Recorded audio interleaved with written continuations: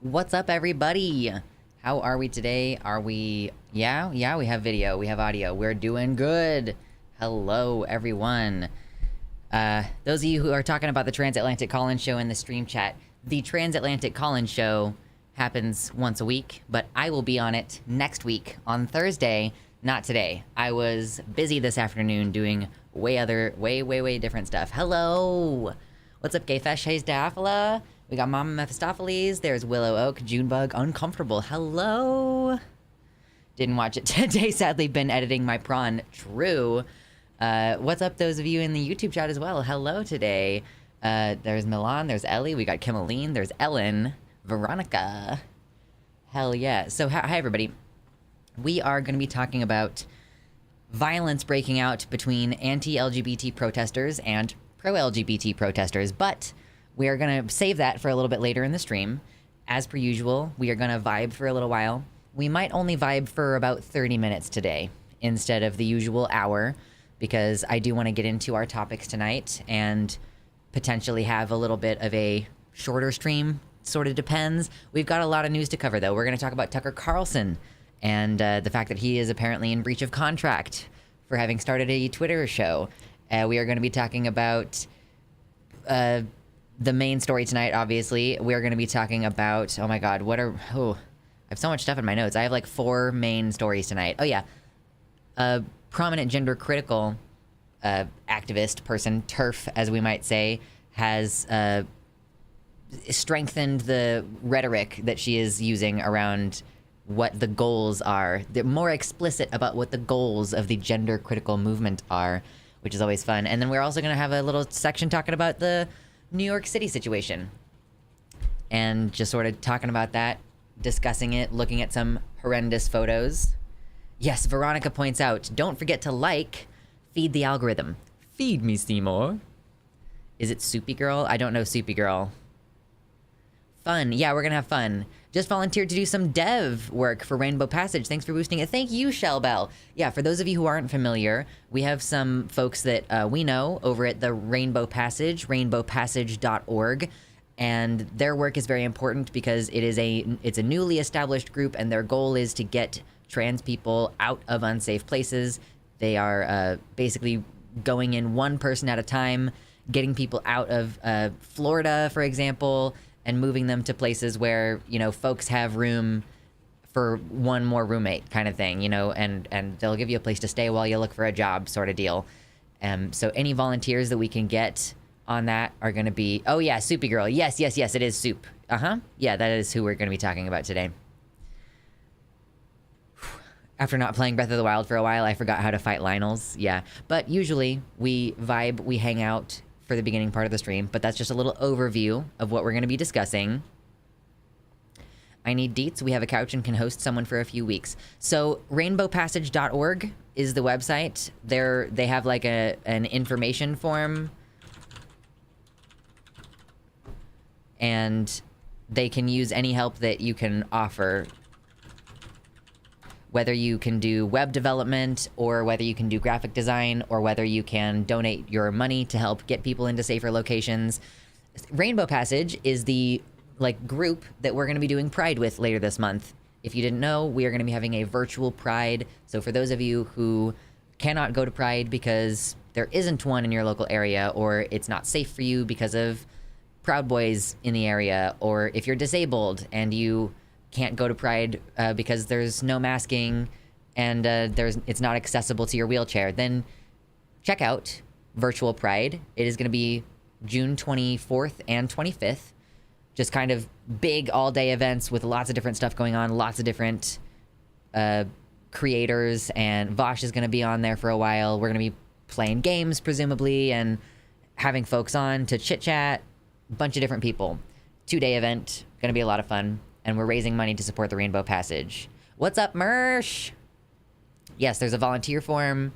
We appreciate you getting involved. This is mutual aid. This is getting involved.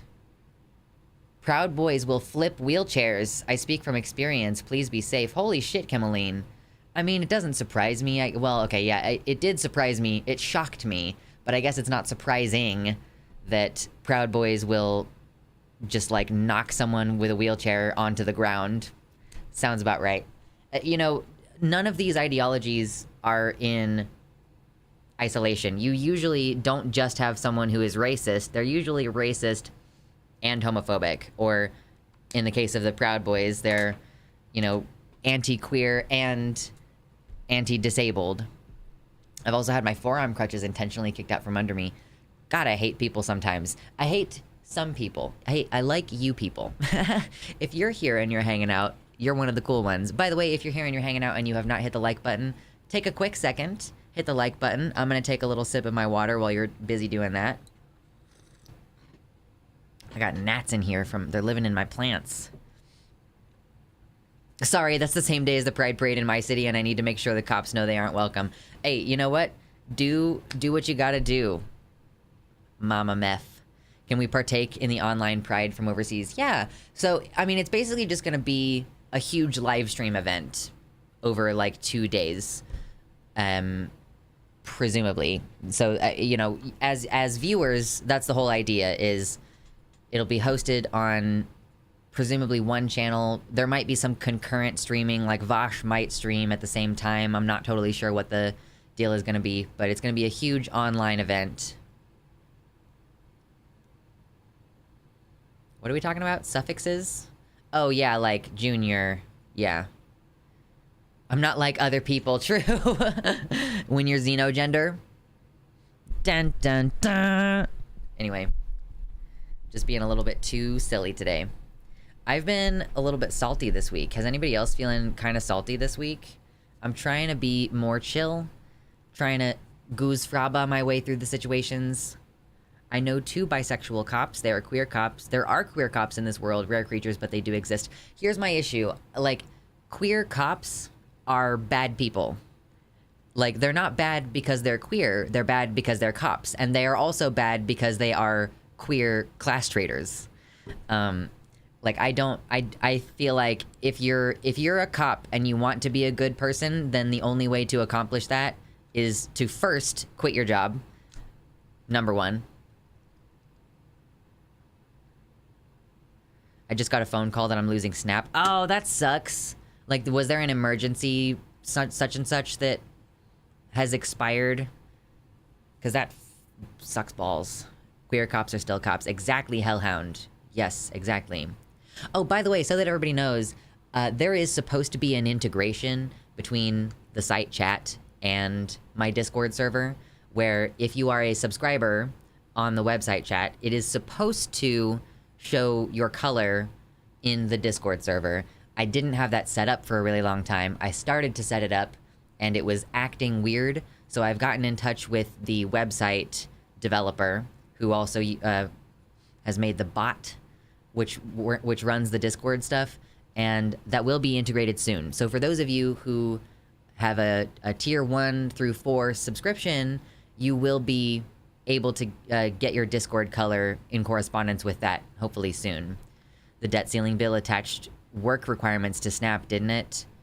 Yeah, there was some discussion about that. I thought that there were already work requirements, but that might just be locally, because for my food stamps, there is a work requirement.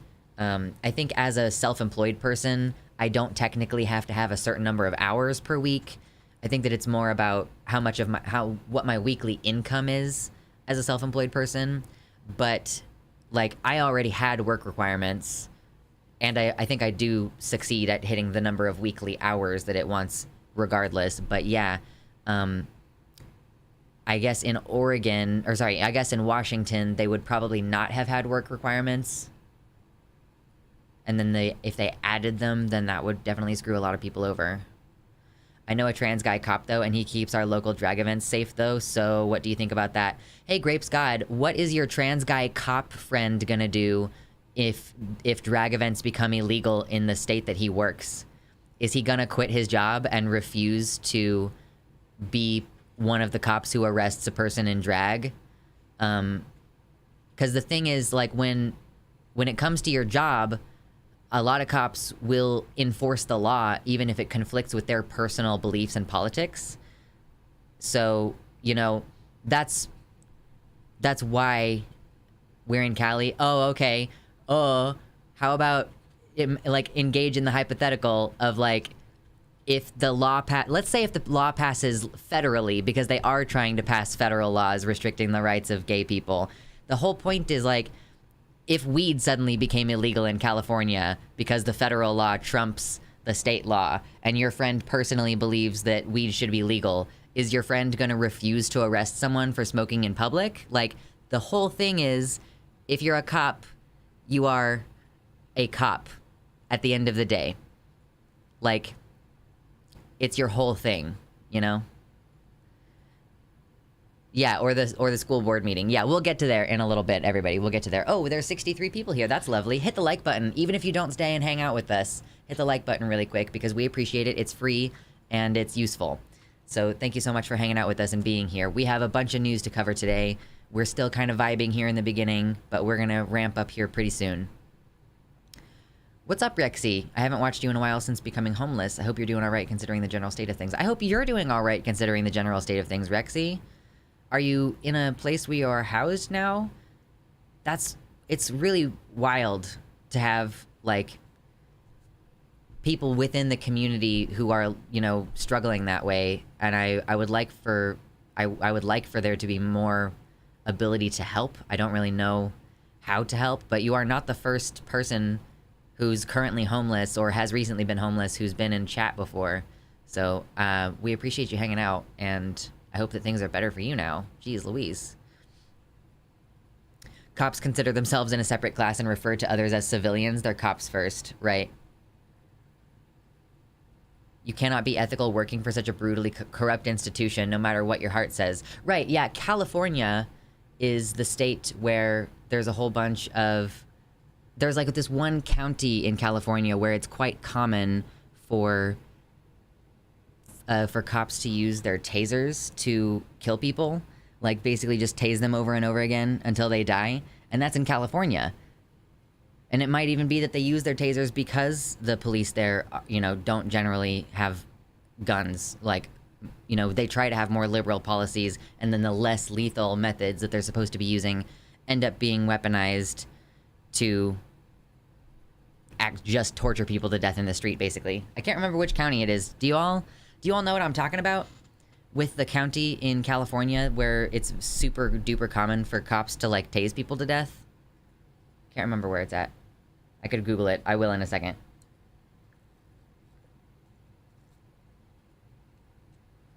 What's up, Shade? Hello. Yeah, Silent says, cops protect capital, not people. They aren't there to protect queer people. I appreciate the occasional individual within the police force who tries to, you know, fix it from the inside. But, you know, I mean, I you know, do that, I guess. Try to change it from the inside, and you will get fired. Like, you will lose your job. If you try to be a good cop, if you try to call out other cops who are doing bad things, if you report your coworkers, if you are the reason why an investigation starts, you will end up fired. That's the institution. You can try your damnedest. I guess if you live in California, maybe it's a little bit better. But I think that's because the individual people joining the police force are a little better. Yeah, exactly, Grapes God. Exactly, the Bo Burnham reference there. Nothing like a less lethal round to the eye. Precisely. You know, the rubber bullets are supposed to be less lethal rounds, but they're shooting... You're only supposed to shoot people below the waist with those things, and they're deliberately shooting people's chests and stomachs and directly into journalists' cameras and thus destroying their eyes. There were something like 8 or 9 journalists, the last time I checked, who had lost an eye because of being shot in the face with a less lethal round.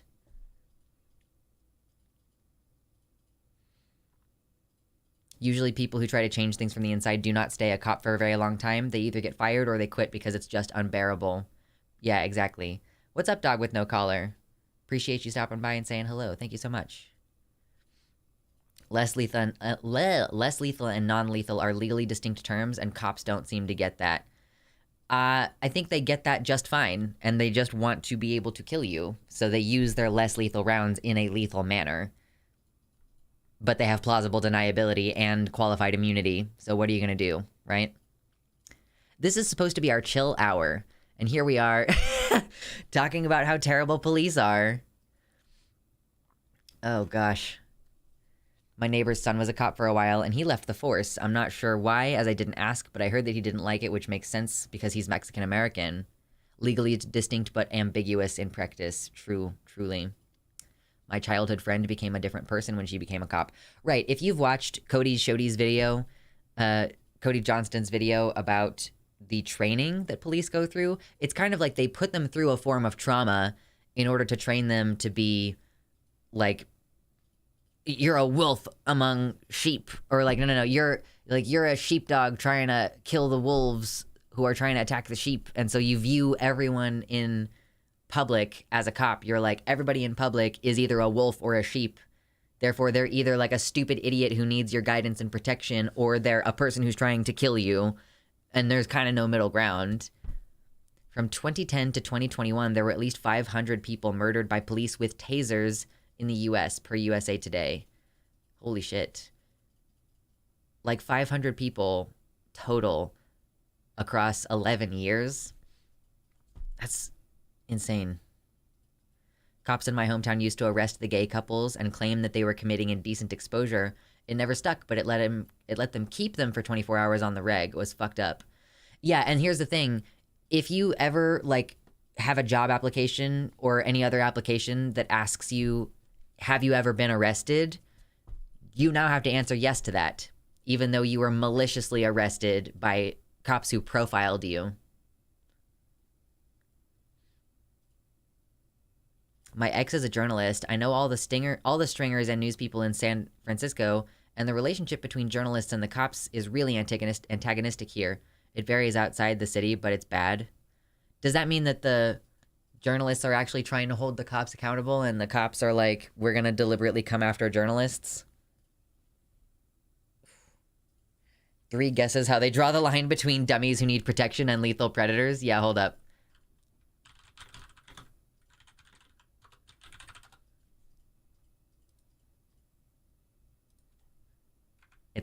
It's this. I got one guess. Did I guess correctly? This was my one guess.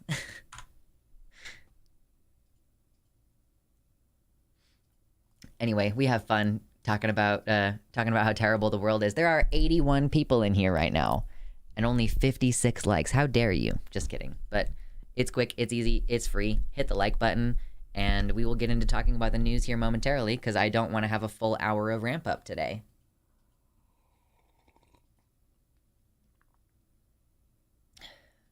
What was that? Oh, was it off the screen too fast? My bad. My one guess. It was this. My one guess.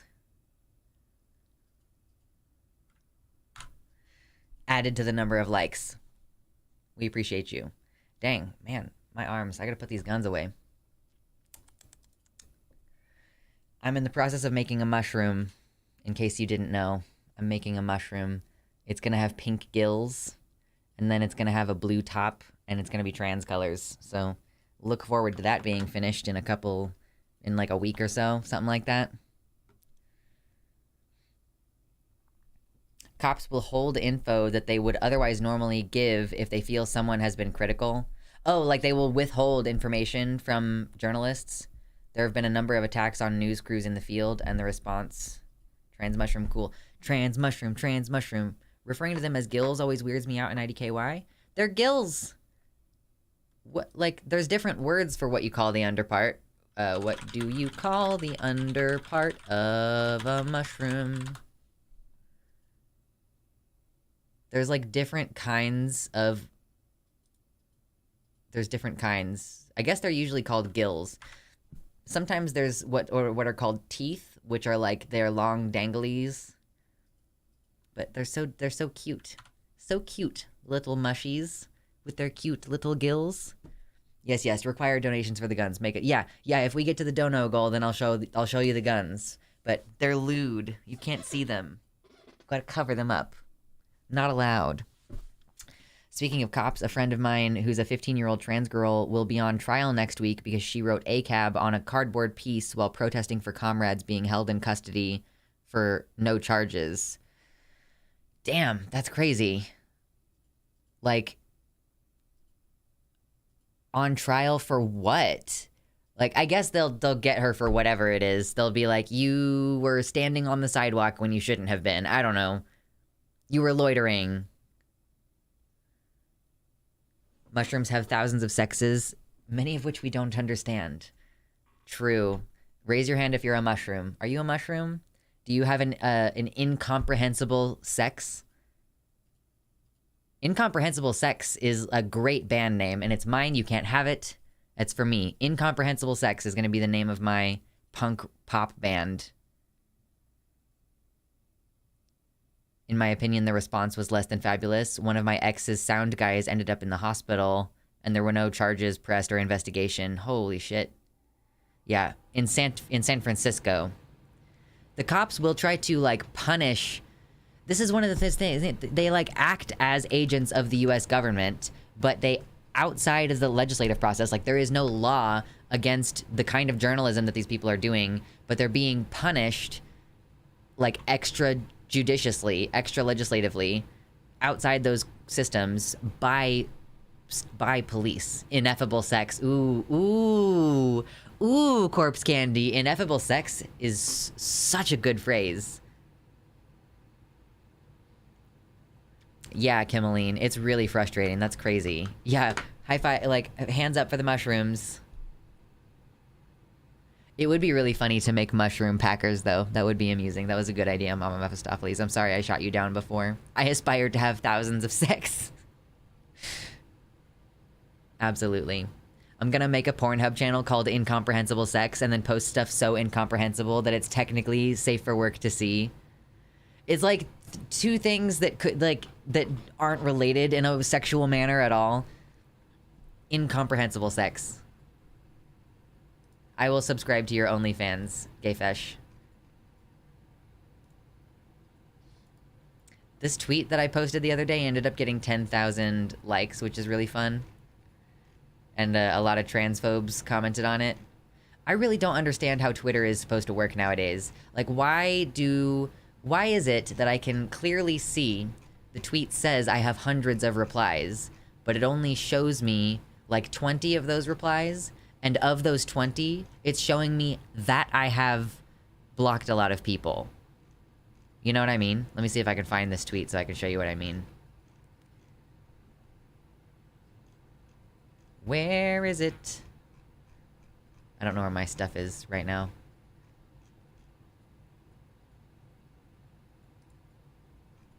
Okay. I feel like for some reason it wasn't showing up on my timeline.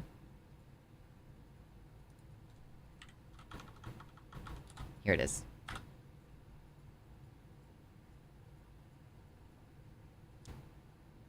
Boy, Twitter is being super weird today. As you do. But yeah, so this has... It's showing that it has like hundreds of replies. You know, if we see it here. Yeah, 162 replies. And then I go in.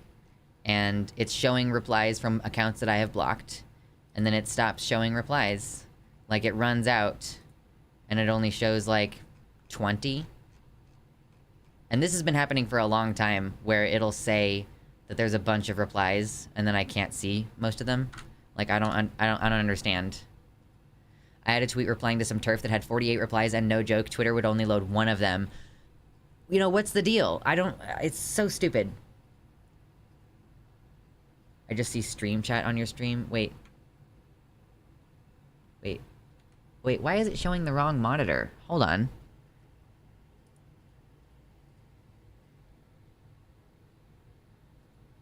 We're having lefty shit happening today. Lefty garbo happening.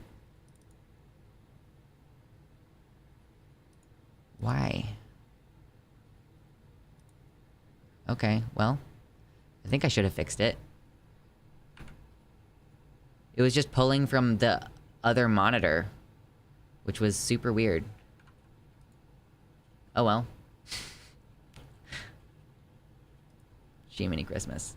Did you see Naomi's response to that same transphobe you responded to? I don't know if I saw her specific response. No, you're talking about this same post, though, about, like, trannies could never. You're talking about this? Just tuned in. Hey, we're still vibing a little bit. We're gonna get to talking about the news here in a moment. I just finished a workout. Nice, James. That's amazing. Still exercising? Yeah, I switched to calisthenics, so I'm not bulking right now. I'm trying to do a cut. So my arms are going to stay at their current level of beefiness, and they will get stronger in a couple months when I start bulking again. What's up, Speedy Shimeji? Hello, Shade. What is up? Yes, I saw that, Mersh. Yes. I did a report, and I got the message that the report went through. She posted the research paper by a doctor that's working on uterus transplants. Oh, yeah. I saw some people posting links to stuff like that. Transplants. And then, yeah, my response was... where is it? Is it on here? Yeah, so my response, of course, was... You know, she said trannies could never. And I was like, we literally do, though. That's how it works. Can I just keep bulking forever? You want to switch things up once in a while, at least. I thought, Mama Mephistopheles, that you were trying to, like, lose weight. Like, lose some of the fat, I guess. And that's what you do during a cut. Anyway, we're not trying to do a whole workout section here, but I do recommend that y'all work out. And it tickles me when you all say that I encouraged you to start working out. Because that's good for you. It's good for you. That happened to me because my account was randomly filtering for anything potentially offensive. Dang. I have plenty of donors, I just need a doctor to do it. I feel like doing an entire uterine transplant would be pretty difficult. And I think you would still have to deliver your baby through a C-section. Which, like, you know, is fine if you're down with it, but it's that I think that the only way, like, safe way, they can't, like... I don't know that we're yet at the point where you could push a baby out of your neo-vagina. Because there's, like, muscles that you don't have. right? That's like one of the things. But if we're doing uterine transplants, at that point, maybe we can do transplants of the entire organ that is the vagina and its muscles and the mucous membranes and, like, I don't know. Science is terrifying. C-section is arguably better for the baby, IMO. Yeah, as someone who really, really, really values my own life and internal organs and the appearance of my body, I think that C-sections are horrendous and should be the option that's, like, if you are going to have physical problems giving birth and it's dangerous for you or the baby, cool. I'm so glad that C-section is an option. But I also think that we live in a culture in the United States where, you know, inducing labor and doing scheduled C-sections is done for the convenience of medical professionals who want to make money off of your birth. And I really think that a lot of the things that we do in that regard is quite unethical. And C-section being as common as it is one of those things that I think is bad for, like, the bad from the medical community and bad for society and for people who have babies. C-sections unfortunately do come with some drawbacks. Yeah, I mean, not to freak everybody out, but a C-section involves, like, removing all of your intestines that are in the way of your uterus and, like, putting them on a table next to you and then getting the baby out. And it's awful to think about. I really hate it.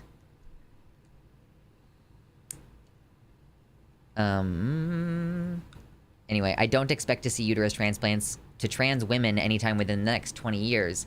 I think the value of it right now is just how the transphobes freak out about it. They've always tried to define women as having wombs and vice versa, but suddenly that doesn't matter when discussing the idea of a trans woman carrying her own child. It's just another goalpost that they're ready to move because their only argument is trans bad. Yeah, they just, like, keep moving the goalposts, and they're never gonna stop doing that. That's the thing. It doesn't matter what evidence you present to a transphobe who is committed to their ideology, because their ideology is not predicated on any facts. It's based completely on their feelings, like 1,000,000%. Yo, there's 95 viewers in here. If you would like to hit the video, hit like on the video, it's free. And we're gonna start talking about more serious news topics here in just a moment. But we ramp up and we sometimes talk about spicy, serious stuff right in the beginning of stream. We are gonna talk about the Civil War. Trust me, it's gonna happen.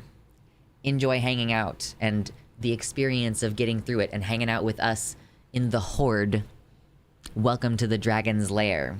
People often forget when they talk about don't get an abortion, just give the child away to adoption, that all forms of childbirth are literal trauma on the body. True, Violet. Oh, Veronica, thank you so much for the tier 1 sub. Gifted tier 1 subs to Timerinia and Junebug. They said for the guns. True.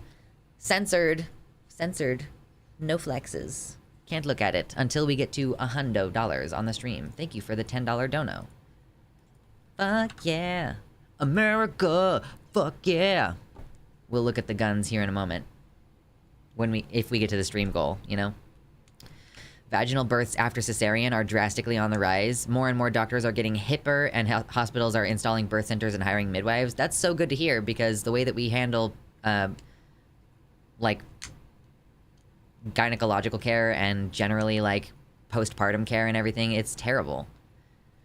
Conyer has a great video where he basically said eventually it will get to where we don't have a, quote, woman's soul. Oh, yeah, literally, they will never stop. Yeah, of course. They try to come up with all of these biological explanations because that's something concrete and it makes them seem a little bit like their position could be defensible. But they will... It ends up coming down to you are lacking the intrinsic essence that I have declared is a woman's essence, you know? So having a vagina isn't good enough. Like, having a uterus is not good enough because it was transplanted. You weren't born with it. You're not really a woman. And then you point out that cisgender women are born without uteruses. So if they are born without one and then they get a uterus transplant, are they also not women? Like, they were supposed to have a uterus. They're correcting a birth defect. But you're doing something that's impossible and uncool. It's not okay. It's gross. Like, they always just have these stupid, you know, justifications for what is fundamentally a disgust reaction. Source, I went to midwifery school. Nice. Thank you, Kimmeline, for that data. We appreciate. For me, C-section isn't ideal, but giving birth isn't either. And there's a lot of cases where a C-section is safer, but is denied because it isn't natural. Of course. Yeah, you don't want to deny C-section because you fallaciously believe the naturalism fallacy that something being natural means that it's superior, because there were a bunch of deaths in the UK from that, right? When we were watching Philosophy Tube's video about the extensive failures of the UK's NHS in treating transgender patients, she points out that the UK has already gone through a period of time where they implemented policies that were harming people, and then they had to apologize and change the policies and pay out restitution for the families of the women who died because of the NHS's insistence on avoiding C-section at all possible. Sometimes that results in death, as Gayfesh pointed out earlier. Like, it's how Rhaenyra's mom died, and we don't love that. Ultimately, it's a fundamentalist belief, usually quite religious. They like the veneer of biology, but they don't really care because their worldview is inherently irrational. You know, they don't actually care about biological reality, because the kind of people who are against trans people because of the biological reality are also probably skeptical of evolution, because they're willing to reject biological reality when it suits their worldview. It's just like how neo-Nazis will utilize the First Amendment, and they'll say, I have a right to my free speech. You can't infringe on my free speech. But when they are the ones in power, they will infringe on your free speech, because they don't actually hold free speech to be of value. They're utilizing your own values against you. But you can't respect the free speech of neo-Nazis. Like, you just can't do that. The naturalness argument is just a scapegoat here, though. This is institutionalized misogyny, just like not treating postmenopausal symptoms or taking women in pain seriously. I don't know that they actually want the women to die. It's hard for me to say. Wow, there's a gnat, like, right in front of my face. But, okay, is it gone now? Holy shit, dude. It's so fucking annoying, but I don't really have, like, a way to deal with these. They just live in my plants. Biologically, birth's been broke since we started walking upright. I know! We have not evolved to the place where we are supposed to give birth. The traveler has come. Come on, Gozer. Specifically not wanting to grant the women the power to choose C-section. Oh, so you're saying just like the paternalistic doctor choosing for the woman, or a doctor choosing for the pregnant person, is like fundamentally about like a woman not knowing what's best for herself? Is that what you're trying to say? What's up, Squisher King? I think there's a difference between wanting someone to die and being okay with their death as collateral damage. Yeah, but I guess what I was trying to say is I don't know why they would want to allow women's deaths if women are valuable as breeding stock. Do you know what I mean? Like, why would that be acceptable collateral damage if you genuinely believed that women are a financial resource, effectively, which is fundamentally, you know, these people who want women to be subservient, they believe that women should be property. They believe that women, you know, they're already going on a crusade, starting with Steven Crowder, against no-fault divorces. And no-fault divorce means you used to have to prove wrongdoing. You used to have to prove your partner cheated on you, or your partner beat you. If your partner raped you, that didn't used to be a good enough reason. That wasn't fault, because rape was legal in marriage. So, yeah, they're trying to go after no-fault divorce, which means they want, once you get married, to be the possession of some man who you legally cannot get away from unless you can prove that he's beating you beating you half to death, basically. They want women to be property. So if you view women as property, as a valuable, let's just say, like, cattle, you know, you value the woman because she can provide you something, why would you want them to die? I guess because in your mind, as long as you get the first baby out of her, then you can just get another woman, and like the woman is sort of disposable. It's only really about, like, it doesn't really matter if you get many babies from the one woman. If you get one baby from the one woman and she dies, whatever, you can just get another 15-year-old. Like, your buddy will sell you his 15-year-old daughter. who then can't divorce you after you, like, you know, the dad approves of the marriage and you're legally allowed to do that. And then they can't get divorced ever. Handmaid's Tale nightmare. I didn't even see Handmaid's Tale. Yeah, specifically if you get a son out of her. Totally. Back in the day, I remember reading about a time when all you had to say was that your souls were just opposed to each other, but I think that was after King Henry's massacre. That's sort of how divorce is nowadays. When you have no-fault divorce, it means you can just say we have irreconcilable differences, essentially. I understand that this used to come from a place of wanting to ensure your children are definitely yours, but why are so many men so obsessed with taking women's virginities? I think it's a conquest thing. Like if a woman has already had sex, then it's not as much of an achievement because she has already consensually agreed to have sex with someone else, and so her agreeing to have sex with you doesn't feel as special. Or something. I'm not totally sure. I don't really get it. Like, why do you want to have sex with someone who's completely inexperienced? Do you really want your partner to just be, like, laying there, not sure what to do, and, like, feeling overwhelmed at the fact that it's their first time, rather than, like, someone who's able to, like, have fun and enjoy themselves? I honestly wonder if it's some kind of, like, weird power kink where they specifically don't want you to enjoy yourself. You know what I mean? Isn't the virginity thing about purity? It's like, yeah, I guess so. The idea that, like, some other, like, I don't know.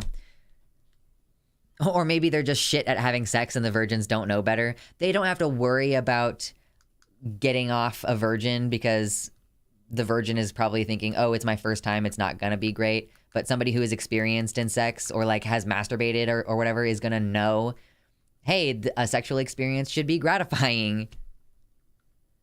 What's up, Artist Riley? Welcome to the YouTube chat. The same kind of purity fascists are obsessed with trying to exterminate from whole populations by killing impure people. Women would realize that a lot of men think P and V is the only form of sex, and thus they could do far better with other partners more experienced. Yeah. Control and minimizing rejection. That's a really good point, Cece. Yeah, control and reject and, like, minimizing the chance that the person is going to leave you because you're not attending to their needs. Just tried Turkish Delight for the first time. It was good. Have I ever tried Turkish Delight? I think it tastes less good than you imagine it to taste if you just read the books, Lion, the Witch, and the Wardrobe. It seemed like an incredible thing, but I think it was not quite as amazing as all that. It's also an insecurity issue. Yeah, for sure. Anyway, there's 104 people here in chat, so we are going to get started on our news for today. If you're ready to get started on the news, hit the like button. Even if you're not ready to, even if you're not going to hang out, go ahead and hit the like button before you leave. We appreciate you hanging out and lurking for a little while. Turkish Delight is fruit preserves in powdered sugar. It's pretty nice. Oh, okay. Strangely refreshing for a sweet. Might have to try some Turkish Delight sometime. I didn't feel the need to keep eating it. I tried it once and did not feel the need to keep eating it. Squish the like. Yes, squish it. Stomp on it. Stompy, stomp, stomp, stomp. I might have to run and go to the restroom and refill my water. Because, listen, it's been so dry. It's been so dry in my area. And so I have to drink a ton of water to try to offset how dry it is. And then I have to pee all the time. So the struggle is real. It do be like that.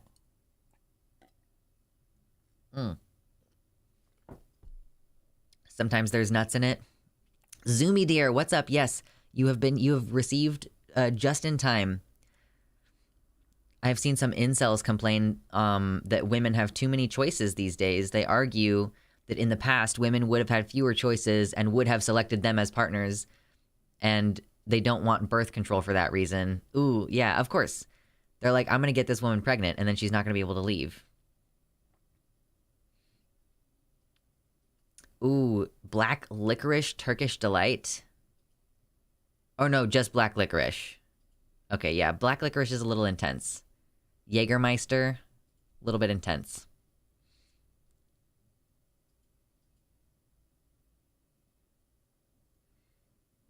Yeah, there are a lot of horrible men, but it's dangerous to label any entire gender as being one way based on that gender and not because of misogyny. That's fair. We try not to do a lot of man-hating here, okay?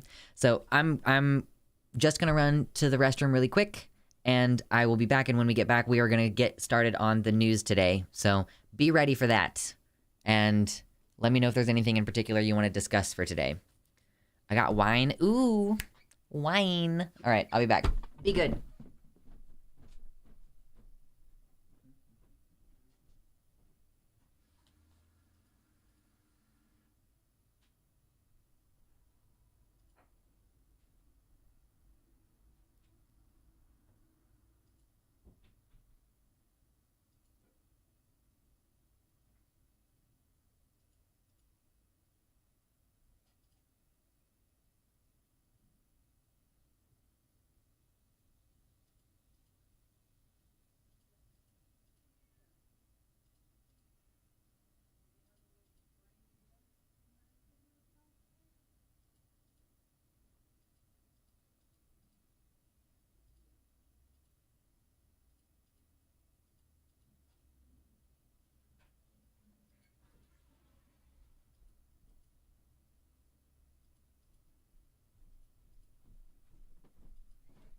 Okay, no more Hassan stream. We're not Hassan streaming anymore. We're ready to start the news. All right, what do we want to talk about first? I'm not doing Civil War right up top. We're saving that. So we're going to talk about gender criticals, New York City, or Tucker Carlson. How do we feel? How do we feel right now? How do you manage being queer in the Midwest? I just got here a couple days ago to visit my family in Omaha, Nebraska, and the microaggressions are getting heavy and out of control. I'm so sorry to hear that, Cece. I don't have a typical experience in the Midwest, I don't think, because I live relatively close to a fairly liberal area. There are several areas in Kansas that are fairly blue, and I've generally lived closer to those areas basically my entire life, thankfully. So, you know, I would just say, like, keep your head down, try not to draw a lot of attention to yourself, you know, try to be amiable with people, do what you can, because it's tough. You mostly just want to get out of there safely. That's the main thing. Eating runs us to carb load my anxiety. True. I heard that there's no new Futurama episodes. Yeah, I just have no interest in watching it, though. I started watching Futurama, rewatching it recently, and it was just not worth it. Do we want to talk about Carlson? Start with Tucker? All right.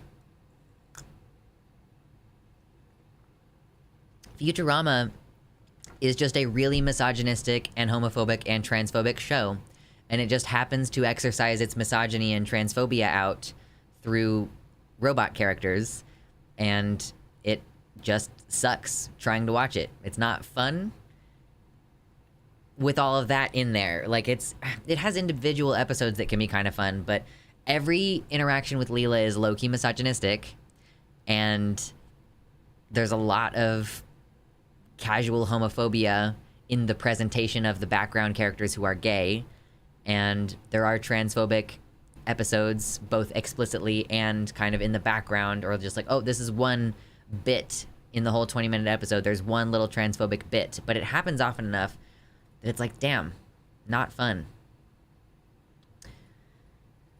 Later, Kimmeline. Good night.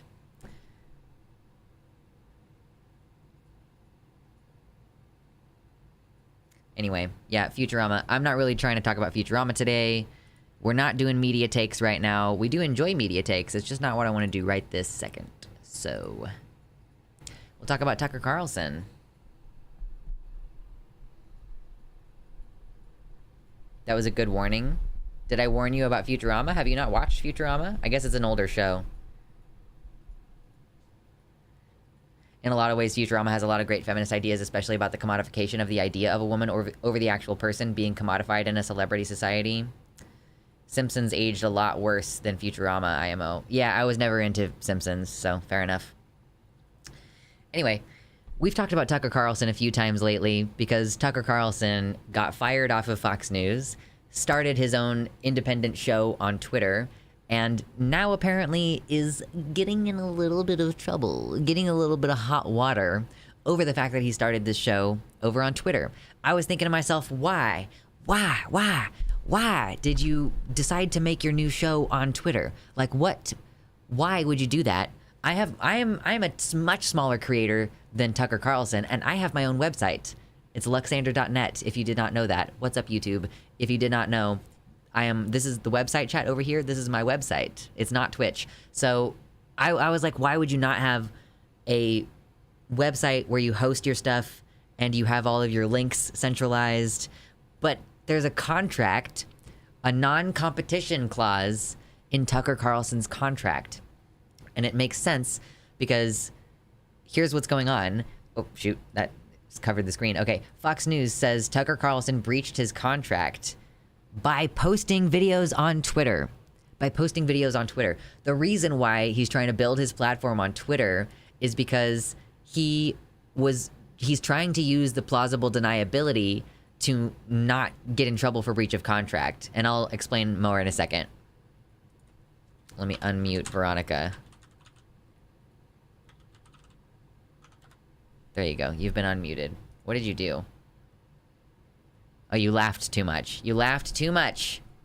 Too much laughter, Veronica. Not allowed.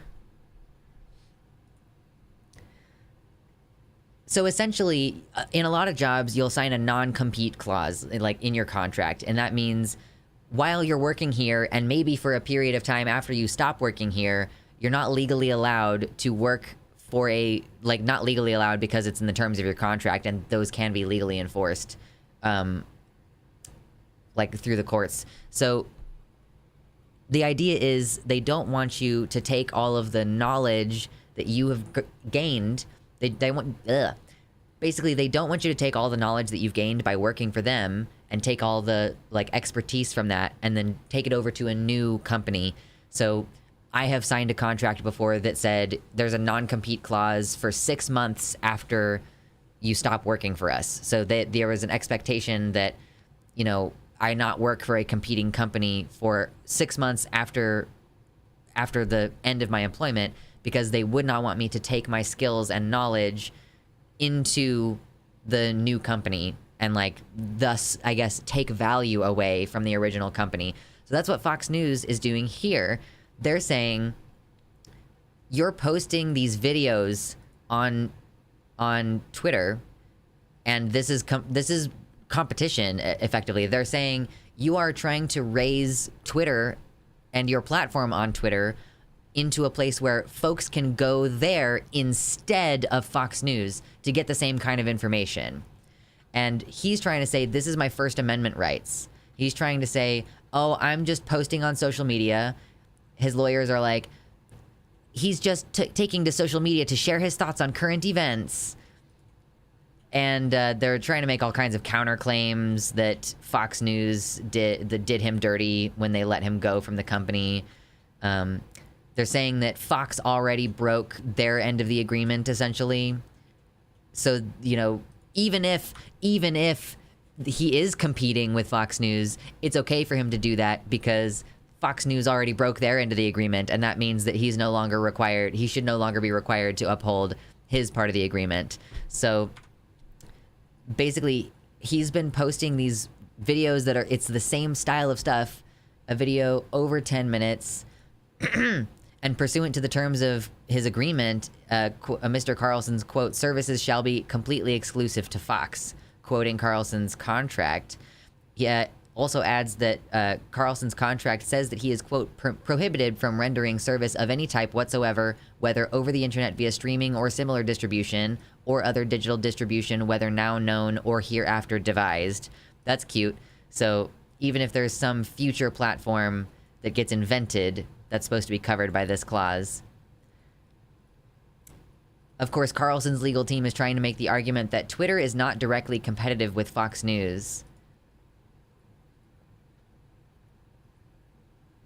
A source told Axios that Carlson was told by a senior Fox executive that the network's goal is to keep him sidelined until 2025. So it makes a lot of sense to me. We were all wondering, oh, is he going to go to the Daily Beast? Where is he going to go? What's happening? The answer is he's not technically allowed to continue working as a talking head. He's not technically allowed to keep doing that. I mean, it's not technically, he signed a contract, a non-compete clause in his contract, like pursuant to his being let go from the company.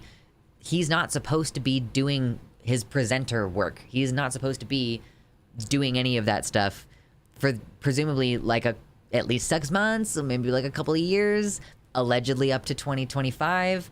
Not sure what length of time the contract actually constitutes, but his deciding to start doing this on Twitter, I think you could only justify it as free speech if it was completely unpaid. You know, for example, like, I don't know what the exact legal distinction is, but it seems to me as though if he builds a platform on Twitter and he turns on the little tip function where you can pay people on Twitter, absolutely, there's no way that is okay. Like, that's definitely not free speech. He's definitely making money off of that and is absolutely in competition with Fox News in that case. But is he not allowed to just post for the sake of posting? I guess that's where this is going to come in the courts. I guess you could just say it's free speech if he's just posting it out there, maybe, but depending on what jurisdiction it's in, depending on the lawyers and how good of a job they do, depending on how much money each side funnels into this discussion, he could register in a state that doesn't enforce or allow non-competes. I think it would matter, like, what the original agreement. I think it matters if they were both in this state when they signed it. I'm not totally sure how it works. You know, he can always defect to Russia and broadcast from there. The lawyers cannot reach him there. True. Go be buddies with Putin. I'm sure that he would fit right in.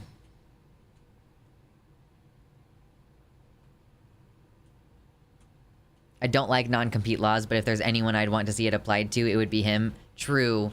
Agreed. Anything that's going to keep him from building an audience and continuing to do the horrendous, like, destruction of normal rhetoric in America that he's been a huge driving force behind. Wow, I would love to see the teeth completely taken out of his ability to agitate for more right-wing violence and rhetoric. It stops being free speech if he signed a contract to freely restrict his speech for money, especially since free speech is criminal, not civil cases. Yeah, this is a civil case where he agreed it would be like if he had a non-disclosure agreement and he started disclosing, like, he has received a package. That's the thing to remember here, y'all. It's not just he signed a contract. There was a severance, undoubtedly. Undoubtedly, there was a severance where they were paying him, oh, we understand that we have suddenly fired you and you're going to be losing income. So for the next 6 months or a year or whatever, or like maybe instead of maybe paying you per month, maybe we'll just pay you a lump sum and we're paying you to get the hell out of here and you have to agree to a certain number of restrictions. Yes, being paid out for the remainder of his contract. So basically they took him off the show, but he still has a contract and he's being paid and there is still the non-compete clause. So him breaking the contract means that they don't want to pay him anymore. They are paying him, and part of what they're paying him for is the exclusivity of his service, even though he is no longer being given a platform. So he is meant to continue abiding by those terms if he wants to keep receiving the money. So if he is in breach of contract, then they're completely cut off and, like, presumably, like, he's not going to be paid anymore. That's going to be like the contract has been violated, or maybe he might even have to pay them for violating the contract. Depends on what happens in the legal system, for sure. Depends on, like, again, how the lawyers go.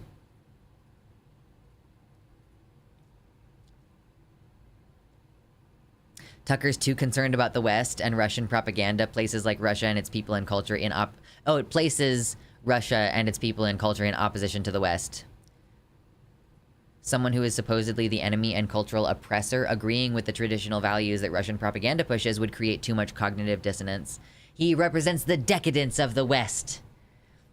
The sick capitalist dogs. I'm venturing it's not about money for him at this point, and he has enough to blow on a big lawsuit. I mean, maybe. I don't know. I kind of think that people who make a lot of money also get in the habit of spending a lot of money. So it wouldn't surprise me if someone like Tucker Carlson were in a position where if he doesn't continue making large amounts of money, he will like lose his house, for example, or lose the car or whatever. He's literally the heir to the Swanson fortune. Yeah, it depends on the person, I suppose. Like whether they're gonna beggar themselves or whether they're gonna be really good at managing their money. Tucker finding out in real time that corpos own him and his livelihood. He's fucking around, and now it's time to find out. Your video is being invaded by an AR-15 advertisement. What the hell? Here's the thing, Neil. I am pro-gun, and I guess the algorithm knows that now. I am pro-gun. And I think that you should potentially consider joining a local John Brown gun club. I am pro that. So anyway, Tucker, our newest lol cow, it will be great to see what happens moving forward with his Twitter show. I wish him all the success in the world. And, you know, hopefully he gets exactly the correct comeuppance that he deserves for attempting to create an alternative platform for himself. But the more successful his platform is, the more likely he is to lose this lawsuit. So, yay. He's gonna trade in the 300,000 Porsche for a regular Honda Accord like the rest of us. Hondas live forever. Hondas live forever. The latest episode was JQing over every conspiracy theory since Roswell. Turns out when you go far enough left, you get your guns back. Yeah. To be clear, I am not a liberal. If any of you didn't know, I am not a liberal. I am much further left than that. I heard the show sucked. 10 minutes, bad lighting, unfinished studio, terrible makeup.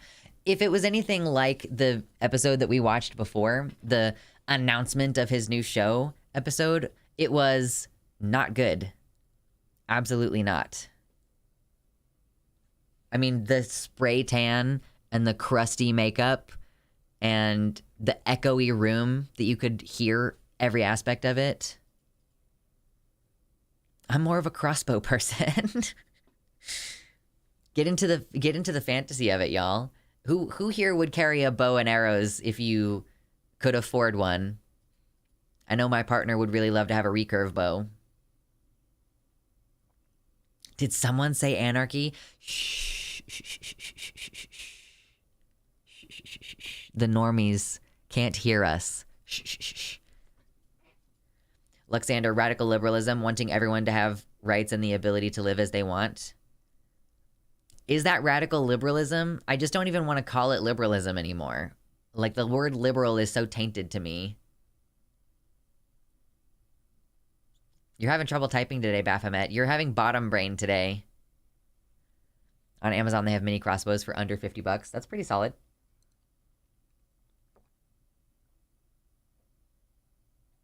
I've been trying to learn magic, but all I've achieved so far is a bit of gender alchemy.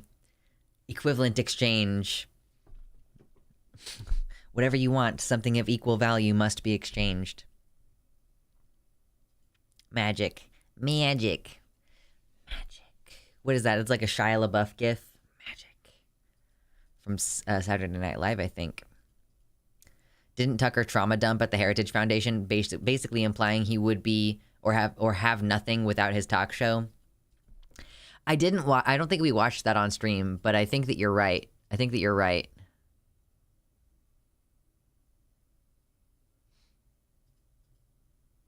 I find it funny how much overlap there is between hardcore witchcraft and Arch Linux. Wait, what? Oh my god, I don't know anything about Linux.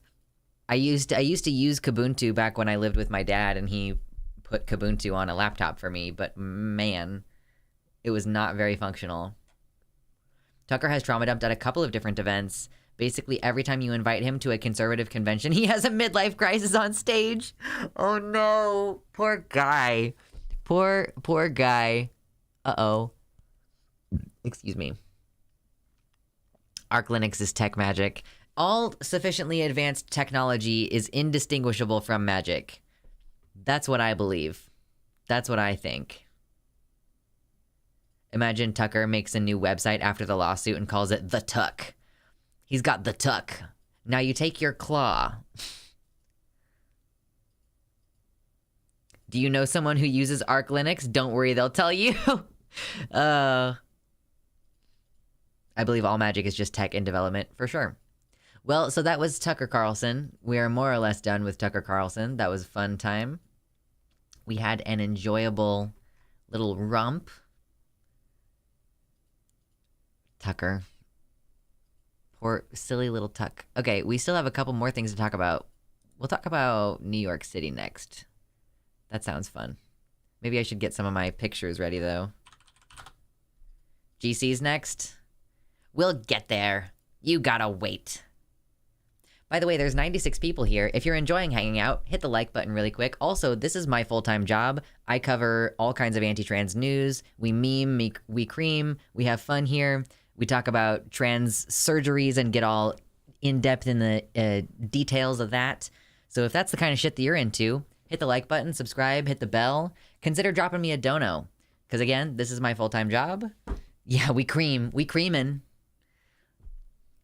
We mostly cream. Not mostly, okay? Mostly we have a bad time talking about politics. But, yeah, whoever said that, calling it the tuck, made me laugh out loud, so loud that a neighbor closed their window in protest. If you're gonna be loud, you gotta close the windows, right? Donate for the guns. I crave them. Censored. No guns. Hot cream. Gross. No, you don't want the cream to be too hot. It'll scald. You don't want that. I'd say it's a 60-40 split between memeing and creaming. Absolutely. Yeah, the NYC segment is not necessarily going to be a segment on the channel, so we'll just kind of chit-chat about it and discuss Lux celebrating the right to bear arms. Donate for guns, like for the algorithm. We enjoy. Hey, listen, this is pretty much what I've been hoping for the summer. I've been like, I hope that this summer we can get the stream to a place where we have just about 100 viewers per stream, and this is kind of where I wanted to end up. We have to go with a very inflammatory title in order to make it happen, but it's also true. Listen, if you're here to talk about the Civil War stuff, we will get to it. I'm not exaggerating. I'm being dead fucking serious. So, we will get to it though, all right? You gotta let it develop. That's right, sugary, sweet, sinfully right, delightfully, sticky, fag, sex, true.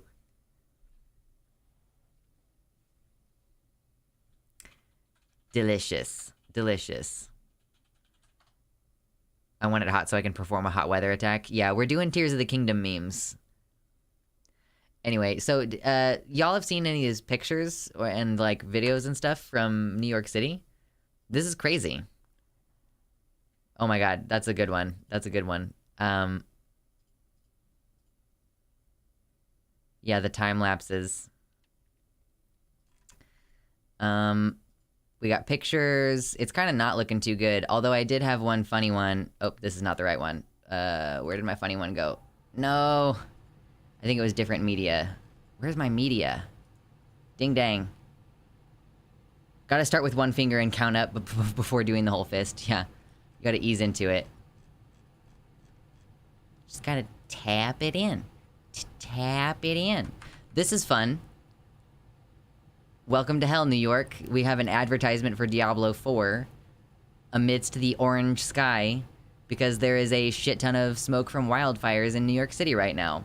The air quality index is like at 400, which is crazy high. I live in upstate New York and your eyes burn and your throat feels like fire when you step outside. Stop stepping outside, Vomit Palace.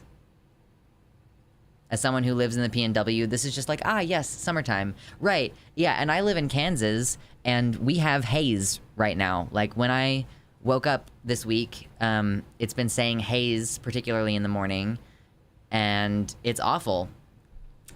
Like, the idea that there are wildfires happening hundreds of miles away, and that it's just the air blowing through, like the weather is coming over 400 in some places. Yeah.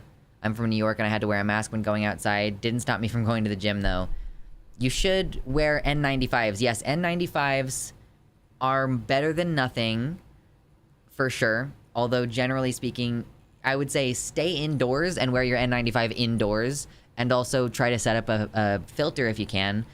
For my allergies, I have a box fan with a furnace filter with, like, one of the highest rated furnace filters just kind of, like, attached to the back of the fan.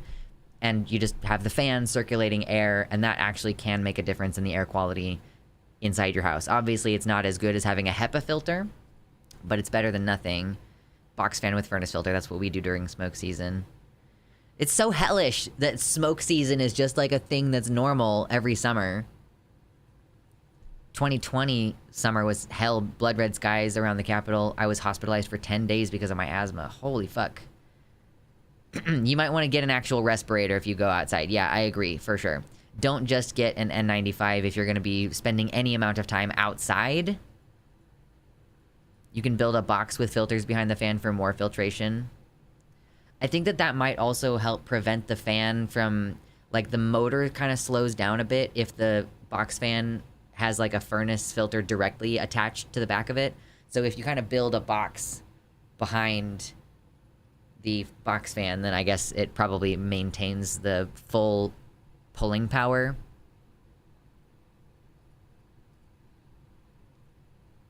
One of my housemates is working in the ER and said yesterday that most of the people coming in is respiratory or anxiety. Yeah, a proper respirator is not inexpensive. I may have to get a filter mask to go outside. After my appointment today, driving with the windows down because it was hot, I slept like a rock. I shudder to think of what kind of effects this is having on people's health. You know? Can I post a link? I mean, you're legally allowed to. Yes. I may or may not click it. It's not as bad as Washington a couple months ago when the mountains were on fire, but it's bad out. Are you in the PNW, Veronica? Is that where the smoke is coming from where I live in Kansas? Like, there's smoke in the upper atmosphere. Is that coming from California? I guess I should just assume that at this time of year, even if it's not in the news, there are wildfires in California. Like, is that a safe assumption for me to make? You want a HEPA filtering device in your home if you're dealing with this. Yeah, I would say, you know, that's probably one of the most important things you can do is get a proper HEPA filter in the home. If you have $150 to spend, like, that's probably the thing that's going to be best for you to do, because you sleep in your house and you're in your house anytime you're not at work. We gotta build a wall on the northern border. Canada is not sending its best. Shame. Worried about the homeless and the animals. Yeah. It's a sad question. If you're like, well, it's dangerous to be outside, but for people who don't have a home, you kind of don't have any choice but to be outside, and you sit there asking yourself, what is being done to protect them? And the unfortunate answer most likely is nothing. The particles are so small they can get into your bloodstream and increase the risk of stroke and heart disease. I mean, yeah, breathing smoke is not good for you. I was in Tacoma 2 years ago, and the air was black from the fires in the Rockies. In Tacoma? In Tacoma, Washington? Oh, I guess... Is that part of your mountains? Are your mountains part of the Rocky Mountain Range? I guess I'd never really thought of that. The aroma of Tacoma? California is not on fire at the moment. Okay, this Cascades. I thought that it was two separate things, the Rockies and the Cascades. It's starting to clear up. It's down to 150, 200 AQI. The typical AQI in New York City is apparently 40, so we're still at dramatically higher numbers. But I guess, yeah, 200 is better than 400. Marginally. I'll stop lurking in chat to talk about air filters. Alexis, you got some things to say about air filters? It's like gloom. True. It was over 400. Yeah, I'm just saying, like, just because 200 is not as bad as 400 doesn't mean that 200 is good.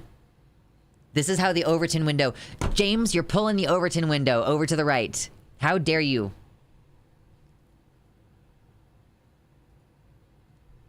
I was from Georgia, and now I live in New York with my girlfriend. Yeah. It's supposed to be better in some ways, but everywhere is worse. I've been reading some stuff this week about how apparently we're having so much of the northern ice melting during the summer that it seems likely that we might have a complete thaw of the northern ice by like 2028 at the earliest, which is only 5 years away. And that's crazy, and that's gonna be catastrophically bad for the planet. Like, I don't even understand fully how bad it's gonna be, but it's gonna be very, very, very bad. Oh my god. It's moving left now. It did a fascism and then the genocide happened, but now it's moving left. Yeah, true, true. I'm grateful SoCal has been unusually rainy because the wildfires are fucking awful. Yeah.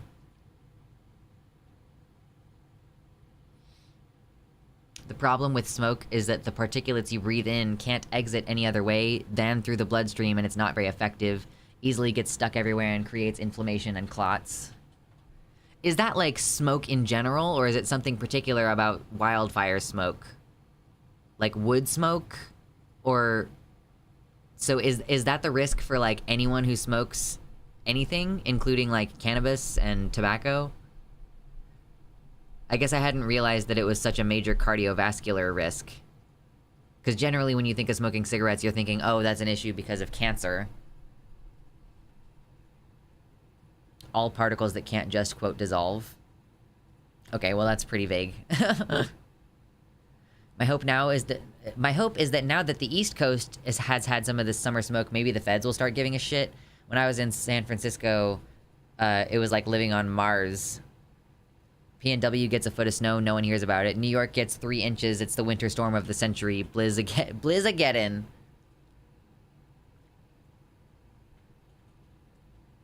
So is it just me who's already grieved the loss of our livable Earth? I mean, the great thing is that after humans all die, the whole system will recalibrate on its own in a few years. Like, if we stopped actively fucking everything up constantly, things would just kind of get better on their own because the Earth is a internally consistent system that we are deliberately messing up. So, like, if you mean, are you the only one who's grieved the loss of, sorry, call me irresponsible, and you're probably right, but being bombarded with climate doom for years upon years has ruined my ability to feel any grief or worry about the matter.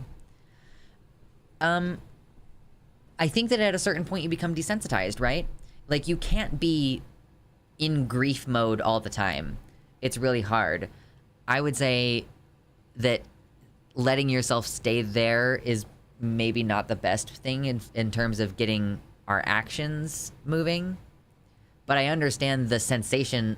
I mean, I've just recently started to become doomer pilled, like black pilled, and that's part of it, I guess, is my feeling that people are just not going to try to make things change, and so things are not going to get better. Or like the kind of change that people are trying to make happen, there are bureaucratic systems in place that are actively preventing that change from happening. And yeah, I mean, I've been talking to people in my personal life about how, like, yeah, I don't know. Sorry, I have gnats. I don't know that I believe that anything is going to get better. Like, we were born into a war of attrition against poor people and black people and women and trans people and gay people. Like, we've been born into a war where, you know, we are being extracted as resources, and, you know, our lives are being worsened constantly. And I don't think that anything is going to get better on the systemic level. I do believe that things can get better on an interpersonal level. I believe that you can change people. I believe that you can get people to listen to you and to agree with you. But I don't know that I believe that systems can be changed, like, within the systems themselves. Doomerism is not helpful or productive. I'm just trying to acknowledge where I realistically feel Halo Ben. Like, I want to be clear. I'm not saying we should give up. I'm just saying that I don't believe things are going to get better on the broader level. I think that we should fight like hell, and I'm not going to stop fighting like hell. I'm not going to give up. I'm not even going to say stop voting, even though I don't believe in voting anymore. Like, I don't believe that voting is going to change anything, but I'm not going to tell you to stop. I'm going to keep voting. I think that it's okay to talk about our feelings on this to some extent, but I guess not if it means that we become inactive. Like, we don't want to become inactive. Excuse me. Still plan for the future. I didn't think I would make it this far when I kept hearing about the hole in the ozone layer in the 90s. I mean, the main difference is that we actually did something to try to fix that. We succeeded in fixing the ozone layer because we passed a bunch of laws and changed the regulations with what you're allowed to put in aerosols or whatever the primary issue was. And now we have the ozone layer back. Like, there's a blanket protecting us from the sun's deadly lasers. The capitalistic run has an expiration date that we're fast approaching with mass-scale AI automation, so I'm very optimistic. You're optimistic for the destruction of the capitalist system? Oh, the sun is a deadly laser. Not anymore, there's a blanket. Any Bill Wirtz fans here? There's active nihilism and passive nihilism. There's a difference between things are fucked, so we gotta get to work to building it from the ground up, versus things are fucked, better lay down and die. Either way, pretending things are fine isn't gonna do shit. Yeah, true, mama. You know, I love him so much. He's iconic, true. We have to keep trying to make things better. That's what we're trying to do. That's why we point out how messed up things are. It's because there isn't really a way to fix things if you pretend like things are okay. That's the main deal. When it first came out, I had the whole history of Japan memorized. Yeah. Rage against the dying of the light. Cars changed from R12 to R134A in the AC systems because the R12 ate the ozone. Now they're changing it again because R134A is a greenhouse gas, so they're changing it to R1234YF now. Well, that's good. I'm glad that the technology is increasing, because boy howdy, I cannot drive my car in the summer without air conditioning. It represents a significant health issue for me. Anyway. Let's move on to the gender critical stuff. We're just keeping it rolling today. And then we'll talk about the Civil War last. We'll save it for last, my dears. My dear sweet horties. I talked to my friend who is a lobbyist. He told me something interesting. Said, I believe things will get better. They will do the right thing after they run out of doing everything else. The US comes around in time. See, I really hate that view. Oh man, my camera. Come on. Please. Come on. Please. Please. Please. Please. Are you gonna stay? Are you gonna be good? Okay, I think it's gonna be good.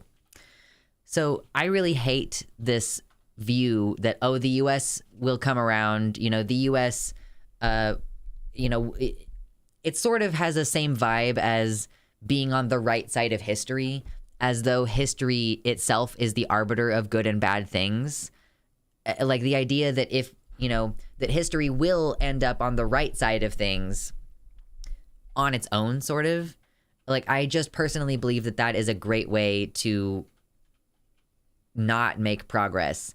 If you believe that things will just sort of get better on their own, that things are inevitably moving toward a place where they're getting better, I think that that is basically the kind of bystander effect. Like, you're creating a situation where you have no intention of actively working to make things better.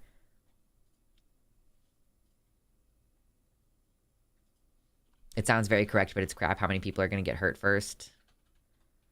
I don't believe governments can fix the systemic issues, but a bunch of people all individually working within their ability to change what they can in a wave of change, instead of believing I need to have the terribleness of the world on my shoulders all the time. I mean, yeah, that's fair. That's fair, Violet. Not wanting to have the horribleness of the world on your shoulders all the time. That's why we gotta take breaks occasionally. That's why we gotta meme and we gotta cream. We gotta have fun. We gotta, you know, donate to our favorite streamers so that they can keep bringing us their content. Inevitable progress is a lie. The absolute privilege of that take. Yeah, creaming. I'm just glad my old ass will be dead before the polar ice melts. I mean, I guess that's something to be grateful for, Mars. I guess you get to die before the apocalypse hits. Jelly. I'm jelly.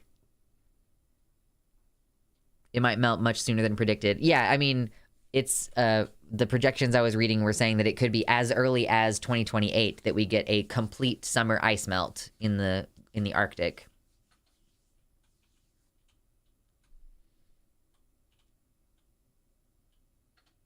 I'm not against the idea of right sides, Violet. That's not what I was trying to communicate.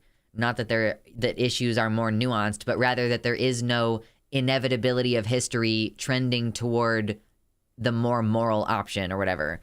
That we value equality and diversity and free speech. History doesn't naturally resolve in such a way that we end up with free speech and diversity and everybody's free to live their lives. That is something that we have to actively fight for and work for. I do believe that there is such a thing as right and wrong, and that there is a very clear right side in a decent number of issues. Like, unfortunately, I think that nuance is a concept that can be abused, and like that there are plenty of issues that we should not give the impression even that that there is nuance in these discussions. There's not nuance in the discussion of racism. I don't believe there's nuance in the discussion of whether trans women are allowed to be in sports. If we concede that there's nuance in the discussion of abortion, then we concede the entire thing, basically. Like, the act of conceding even a little bit on some of these issues is the beginning of the end of having that right, period. And we've found that out with Roe v. Wade. Oh my God, I really don't understand how there are so many gnats in here. And they're so small that it's really hard for me to just kill them. And they like to hang around directly in front of my face. Goodness. I think the fact that there are active social movements and more awareness of the issues, we at least have a better chance. Yes, it's not a fairy tale, but good tends to prevail. I don't even think that's true. I don't think that it's true that good has a tendency to prevail. Like, look at historically the number of times that the more vicious army won in the end, or the more brutal dictator won in the end. I don't think that good tends to prevail. I think that we were born, I don't know how old you are, Halo Ben, but I think that, like, as someone who's almost 30, I think that I was born in time to see a very brief look at what a progressive society could look like. And those moments are historically very short before there is an intense backlash. And then we go much more conservative.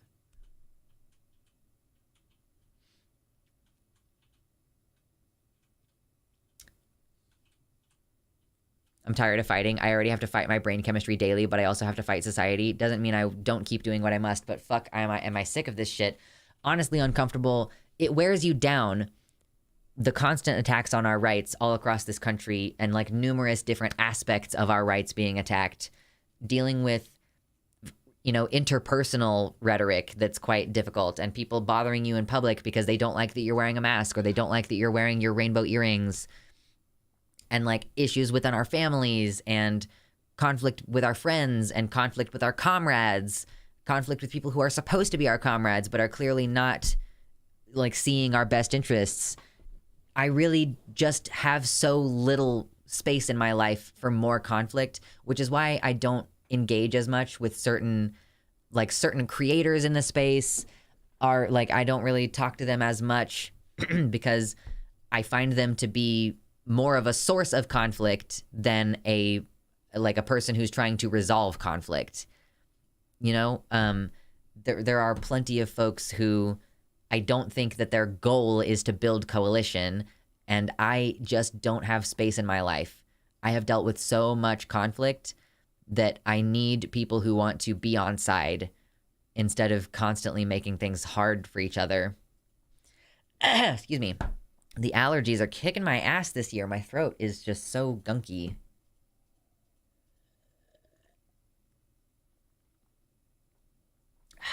Oh gosh.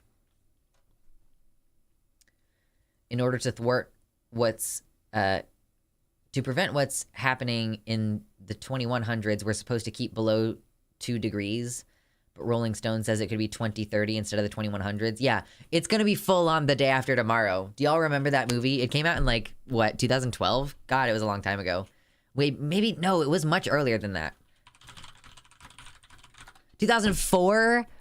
No. No. We've been having the global warming. Yeah, I mean, I guess it was Al Gore, wasn't it? Who, like, popularized the conversation about global warming and climate change. So, like, The Day After Tomorrow... Oh my God, I was 10 years old when The Day After Tomorrow came out. We've been having conversations about the catastrophic effects of global climate change since forever ago. Oh my God. See, this is why I think that you are not going to make any progress using the US government as it is. I really just don't think that anything is going to change unless we absolutely freak the fuck out and start fucking shit up pretty majorly. When The Day After Tomorrow came out, I made fun of the CGI wolves, and now I'm like, why are we using any actual animals in movies? Why? What changed for you, Gayfesh? What changed?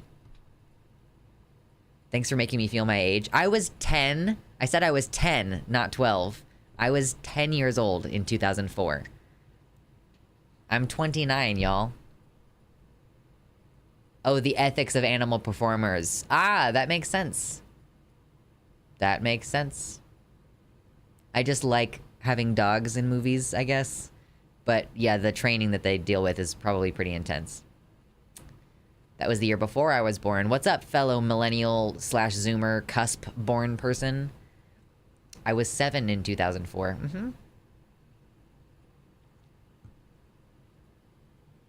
Oh, wait, you're saying the year... Oh, you're saying that you were born in 2006. Wow, Rudy. Wow. We got Zoomers in here. You are... I thought you were saying you were born the year after I was. I don't know why. I'm dumb.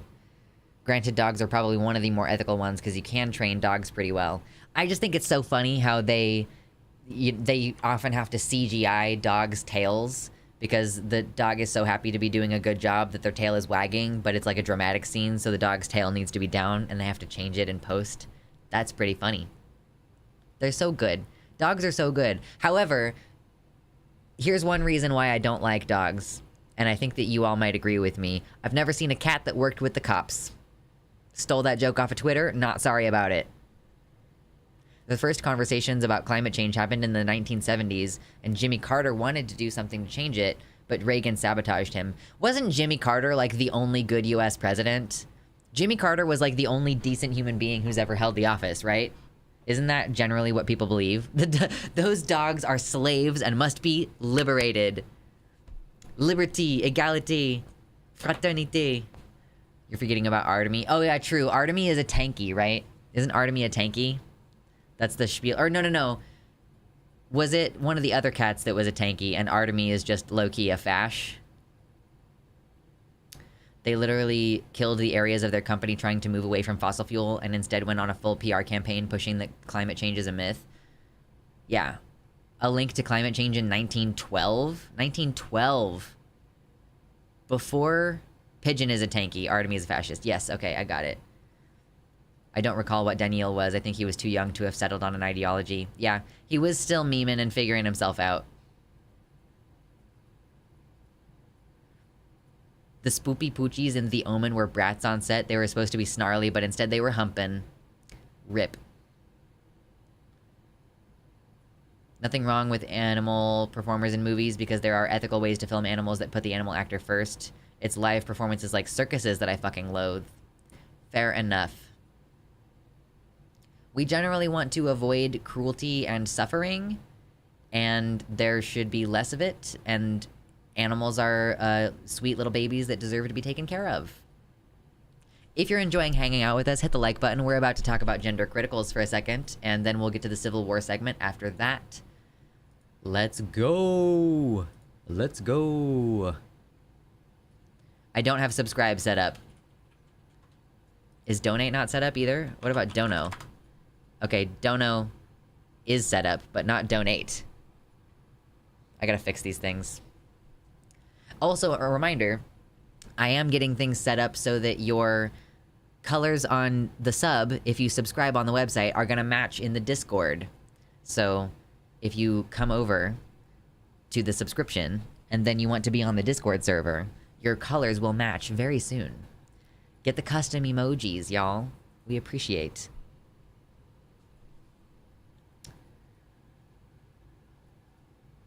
For me, it comes down to dogs having more physical threat potential to humans. Not that they're more evil than cats. I'm afraid of big dogs because they can knock me down. Fair enough. I've been bitten by dogs a couple times, and I just, it has just made me feel more like I'm gonna be violent toward the next dog that tries to bite me. You know? The last dog who bit me snuck up on me. Didn't growl, didn't bark, just snuck up behind me and bit me and then stepped away and looked at me like, what the fuck are you doing? And I was like, I'm bleeding now. You just bit me for no reason. What a dick.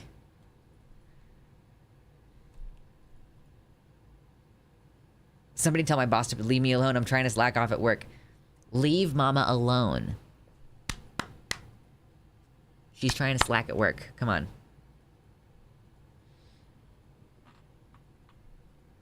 Someday I'll buy a Wi-Fi dongle for my computer. Until then, I live emojiless in YouTube chat.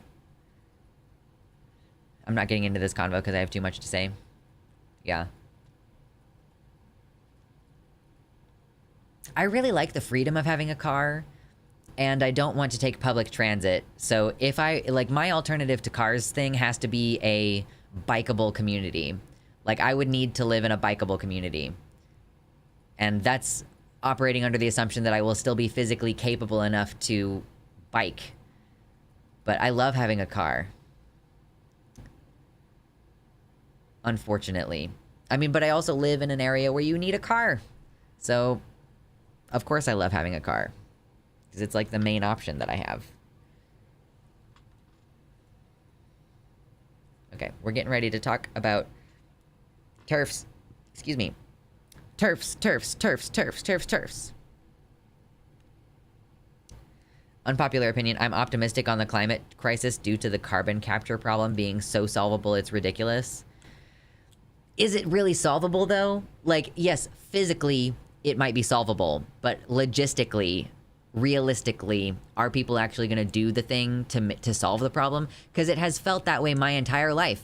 My entire life, it's felt like, yeah, the problem, like, this would be a pretty easy problem to solve. It wouldn't even be hard to solve it, but it is, like, there's so much bureaucratic, like, grinding of the gears. If you sit down and do the calculations, it's very surprising. Yeah, I believe you. I believe that physically it's possible to reduce the effects of climate change, but I just don't believe that it's going to occur. We can't solve lazy humans who are afraid of being poor, so they lie about everything to avoid the problem. Humans try to avoid change even when it destroys them. I don't think that that's a natural tendency. I think that that is that's a direct result of moneyed interests, but I don't know. I don't think people are going to do anything until something catastrophic happens. I don't believe that people are going to do anything, period, because catastrophic things keep happening. It's catastrophic. It's catastrophic when the sky in New York City looks like a video game. You know? Like, it's... This is catastrophic. Like, this is not good. This is not okay. And people are dying, and COVID is running unchecked in our communities and killing thousands of people per week. You should be wearing a mask. I'm gonna keep saying it forever. You should be wearing a mask. Even when you're outdoors, you should be wearing a mask. Like, these problems are just allowed to run rampant.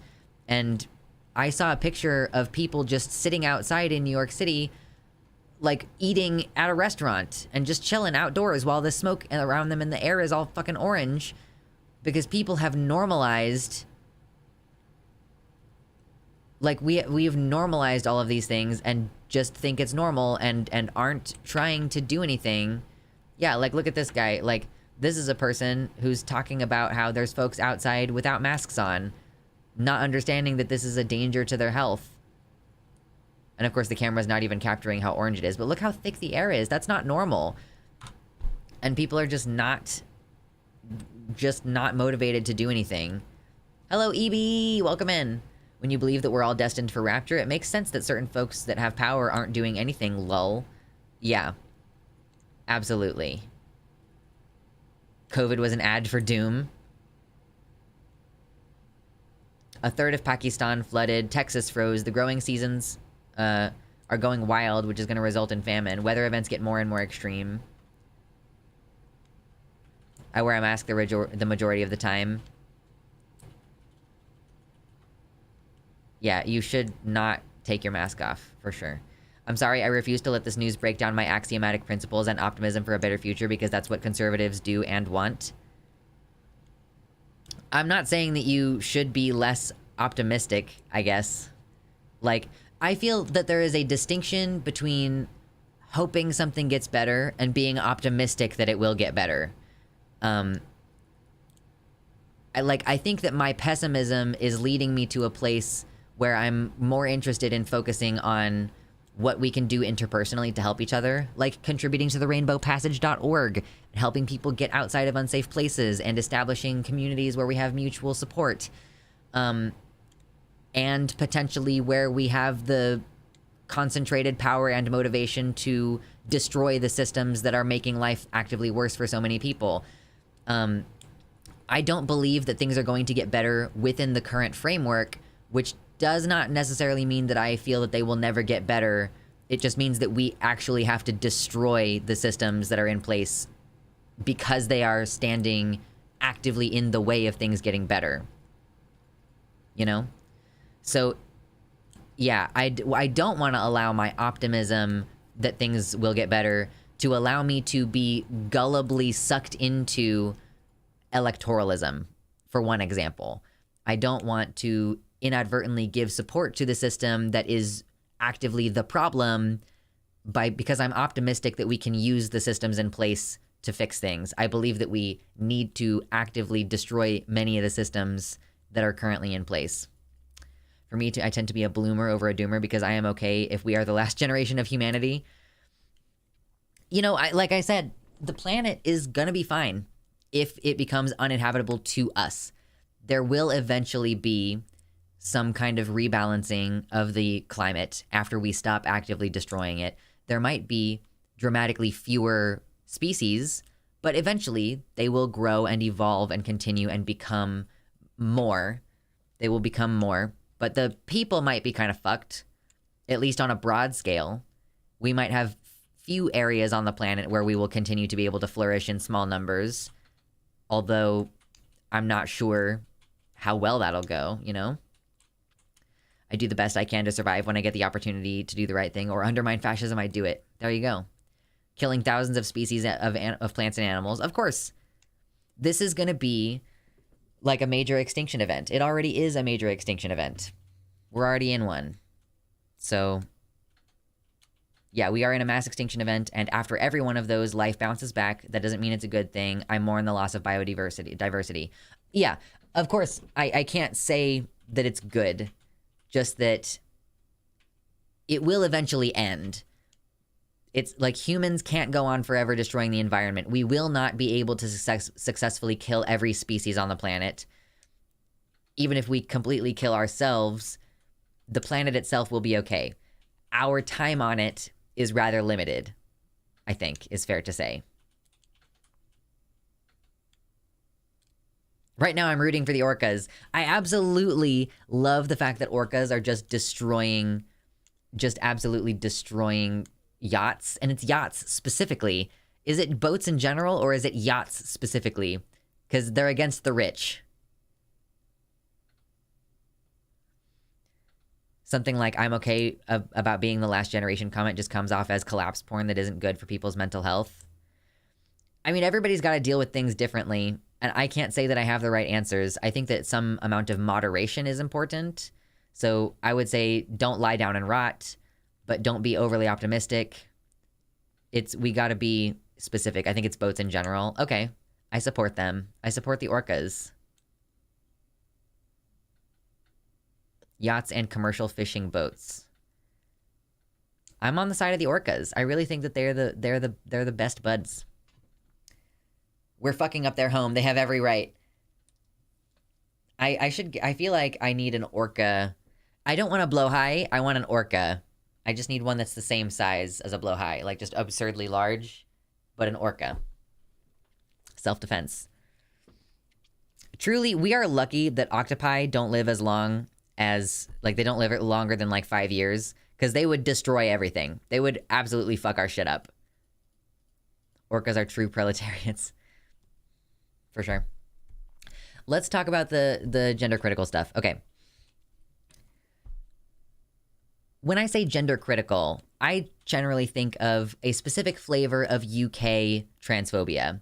They are really obsessed with trans women and with the fertility of young girls, quote unquote, they're lost lesbians who become trans men. It's kind of, people use it more generally to refer to transphobia, I think, but gender criticals in particular are a very fash-aligned subset of transphobes in general. The original term that they came up for themselves was TERFs. They came up with that term. Don't ever let them tell you that it's an anti-woman slur. That was their term originally. Trans exclusionary radical feminists. They were proud to be radical feminists, but that has a negative connotation, so they have decided to rebrand as gender criticals. We are simply asking questions about gender ideology, spearheaded by such wonderful folks as J.K. Rowling and Graham Linehan, and today's topic of conversation, Posey Parker / Kelly J. Keane. She has been one of the most obviously far-right collaborators in the gender critical movement. She is really okay with buddying up to white supremacists, basically, and saying, you know, you should, as a man who wants to protect women, you should be willing to enter women's spaces and use your gun to protect the real women. It shows she's just ramping up the violent rhetoric. She got soup thrown at her face a couple months ago. That was the most recent time she was in the news as far as I'm concerned. Yeah, she's just a Nazi. She's totally okay with what the Nazis are doing. And Kelly is so useful because she is willing to say the quiet part out loud is how we refer to this. We know what their intentions are. We know already, based on their actions, what they want. What they want is for there to be no trans people. But it is super useful when the more extreme members of the group outright say that they want there to be no trans people. So that's what we're going to be looking at today. We're going to see some of what Posey has said. Oh, Posey doesn't like to call herself a trans exclusionary radical feminist because she says she's not a feminist. She wants to, I think she's okay with women being subservient to men. I believe that is part of her ideology. Gotta love how she's basically a Batman villain with zero self-awareness. She's the easiest one to point to. I don't like the whole farts thing, feminist appropriating radical transphobes. I think it's stupid. I think it makes us look stupider than it makes them look. That's just my personal opinion. So let's see what Kelly J. Keane has to say this time. Oh, hold on. I gotta make sure that this is coming out of the right output. I switched things around on my computer recently, and it's a pain in the booty hole. It's a pain in the booty hole. All right, let me just make my volume work here. So... will we go back? So... somebody said to me, so I was having a discussion okay. today, and someone said, what? All right, volumes. Let's go. Let's see. Oh, holy shit. Hold on, we're going to pause for a second because Queerwater just donated $100.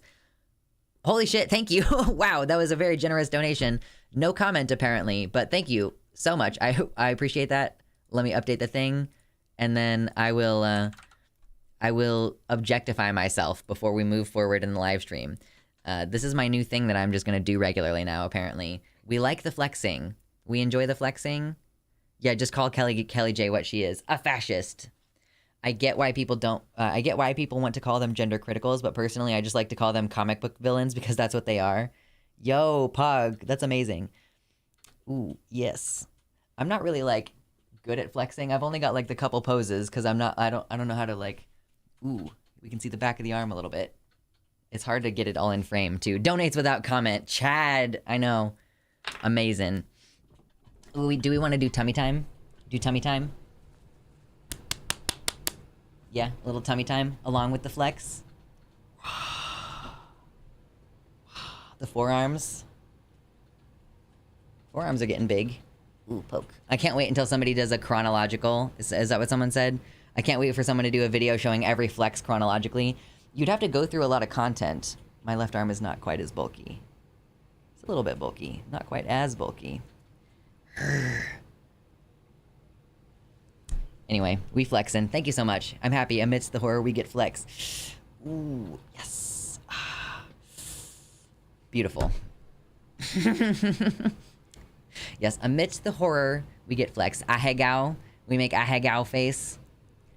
Thummy Thursday. Thummy Thursday. Clench your fist. Yeah, I did do. Okay. Now that we have our volume set up. Back muscles. I don't, like... How do you flex back muscles? I don't know. Like...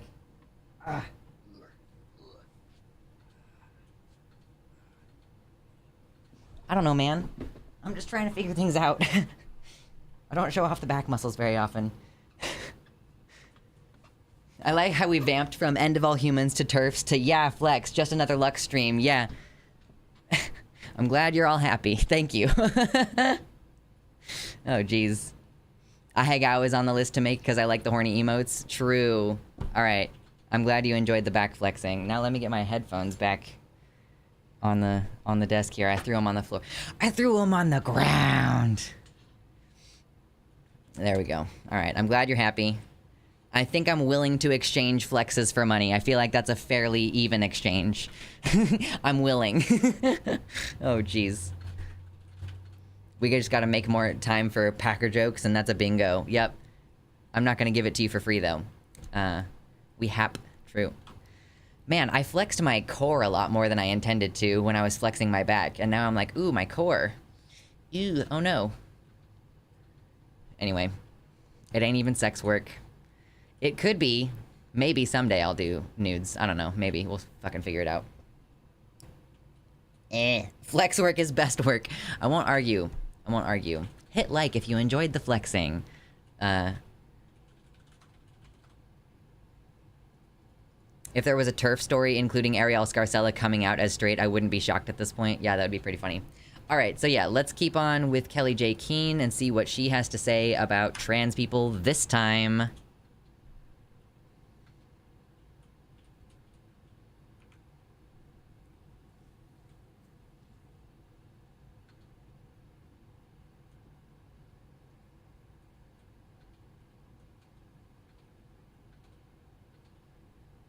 No sound? She's not coming through? Hold on. Why is she not coming through? Oh, my audio is all weird. Why are you so weird? Basically, stop us transitioning children. Oh, okay. I think I figured it out. Hold on. I gotta change something. I gotta add something. Hold on. Okay, I figured it out. Is this gonna be the last time that I have to figure this out? Jeez Louise, Jiminy Christmas. Yes, add that. Okay. Children, although that Okay, now I think you can hear her. is no small victory. That's a Okay. We'll start it over. I'm so sorry. British audio, shake my head. Okay.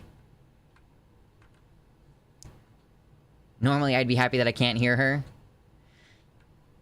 Yeah, Mama points out, damn, how does someone put this background together and not realize what a clown they are? This is her entire personality. Like, there is nothing else to this woman except for her anti-trans rhetoric. You know, adult human female, woman by definition, like, I'm gonna use pink on everything. It's like they're a parody of themselves. It's like, I just can't, it's like hard to make fun of them even because it's so ridiculous. So yeah, I don't know. Let's see what she has to say. Great starting screenshot. Perfect. So will we go back? Like somebody said to me, so I was having a discussion today and someone said, what do you know, What will happen? How will it end? When will we know that we've won? I think that's a really good question, and people have asked that question before. You know, I think Natalie Wynn might have even, or like some folks on Twitter going like, one of the things you need to ask gender criticals is, when will they stop campaigning against us? Like, what is their goal? Because this is what you get. The result that you get is what she's about to say. And I don't think it's just when the government basically stop us transitioning children, although that is no small victory. That's a massive thing. If we stop the transitioning of children, I think we would also have to stop the transitioning of adults. So Sorry, I was in the middle of taking a drink when that finished. She just straight up says that the win condition for TERFs, the win condition for gender criticals, is putting a stop to all transition, to control the lives of other people, to prevent them from exercising their bodily autonomy, to put a stop to all adult transition is their goal. That's explicitly genocidal. I know that we have used the word genocidal quite a bit on this channel, and folks think that that's an exaggeration. If you create the conditions by which people cannot live as they are, your goal is to basically reduce all membership of that group. If you take Native American kids away from their families, you force them to cut their hair, you beat them when they speak their native language, you force them to study a new religion and become Christians, and then you send them back to their kids, you've killed everything meaningfully Native American about those children. So if you take away the ability for trans people to dress as the gender that they want, or to get the transition-related care that they want, to exist in public as trans people, then you're saying your explicit goal is to reduce or eliminate trans people. It's explicitly genocidal. Kelly J. Keane, at this point, that's the reason why she sides with fascists and neo-Nazis, is because she is one of them. She seems to actually grasp and understand that what she wants is a genocide against trans people. Yeah, it's not even stopping transition because lots of folks are, quote, transitioned already. I don't think that someone like Kelly J would stop at, yeah, you know, there's no new trans people. I'm happy so long as the currently existing trans people can continue getting their health care because they already are on it. When she says stop all transition, she isn't saying stop all new transitioners. She's saying put a stop to all currently existing transition. So if someone is currently on that medical care, she wants them taken off of it. She wants an entirely cisgender world. I would not be surprised to learn if she also believes in this subservience of women, that women should, you know, wear skirts and dresses, and men should be the ones out there working, and women's role is to provide in the home and provide for the children and push out more babies. I don't think that Kelly J has any self-respect as a woman. That's kind of what it comes down to, I believe. She defines herself completely by being a member of an oppressed class, and the only thing, you know, as they put it in Game of Thrones' new show House of the Dragon, like, she doesn't want liberation, she just wants a window in the wall of her jail cell. She just wants a nice little window where she can observe, but still be completely within the context of a heteropatriarchal world, cis-heteropatriarchal world. Yeah, they want to forcibly detransition you at best or kill you at worst. In a purely cis world, happiness as we know it would be gone. Just like the complete and utter lack of self-expression and ability to be fluid with simple things like what job you want. Well, you know, women have to be nurses and men have to be doctors, of course. And men have to be chefs and women have to be waitresses. Women have to be flight stewardesses. You know, we all have our roles. You know, teachers, only women can be teachers, but college professors can only be men. Like, there's so many things like that I would not put it past Kelly J to be completely bought in on. She wants us to be NPCs, robots that obey all socially decided rules. Pretty much. That's what they want. They're like, the rules of society that I believe are right are the rules that are right, and you will follow them, and we are willing to use violence to make you stop being outside of that purview. Women are supposed to cook as long as it isn't professional. That's what I said, yeah. you know, in the professional world, men are chefs who get credit for being good at cooking, but the role of a woman in the household, yeah, is to cook and have it be good, and all of the children are eating, and the husband is happy and it's ready exactly when he walks in the door after work. Every single aspect of it. Conservatives are miserable people, and they want everybody else to be just as miserable. Yeah, trans women. Yeah, Shellbell, the thing is, you say trans women without gonads will face life-threatening health complications without estrogen. Yeah, they probably would say, we feel so much compassion for those transgenders who have had their, you know, sterilizing procedures. We feel so badly for them, and we wholeheartedly encourage their access to hormones affirmative of their assigned sex at birth. If you try to tell them, oh, I need access to estrogen because my body doesn't make testosterone anymore, they'll say, oh, that's so awful. Well, we can't give you an estrogen prescription, but we are more than happy to give you a prescription for testosterone. You think they won't go there? Do you really think they won't go there? Come on, be realistic. They want us to LARP as Christian Puritans from the 1600s, but without any of the fun you can have at Renaissance fairs. They want to engage in a certain amount of historical fantasy that is not the kind of cool, queer, poly historical fantasy that you will find at your local Renaissance fair. Why do none of these GCs attack the right-wing transes? They do, I think. They do.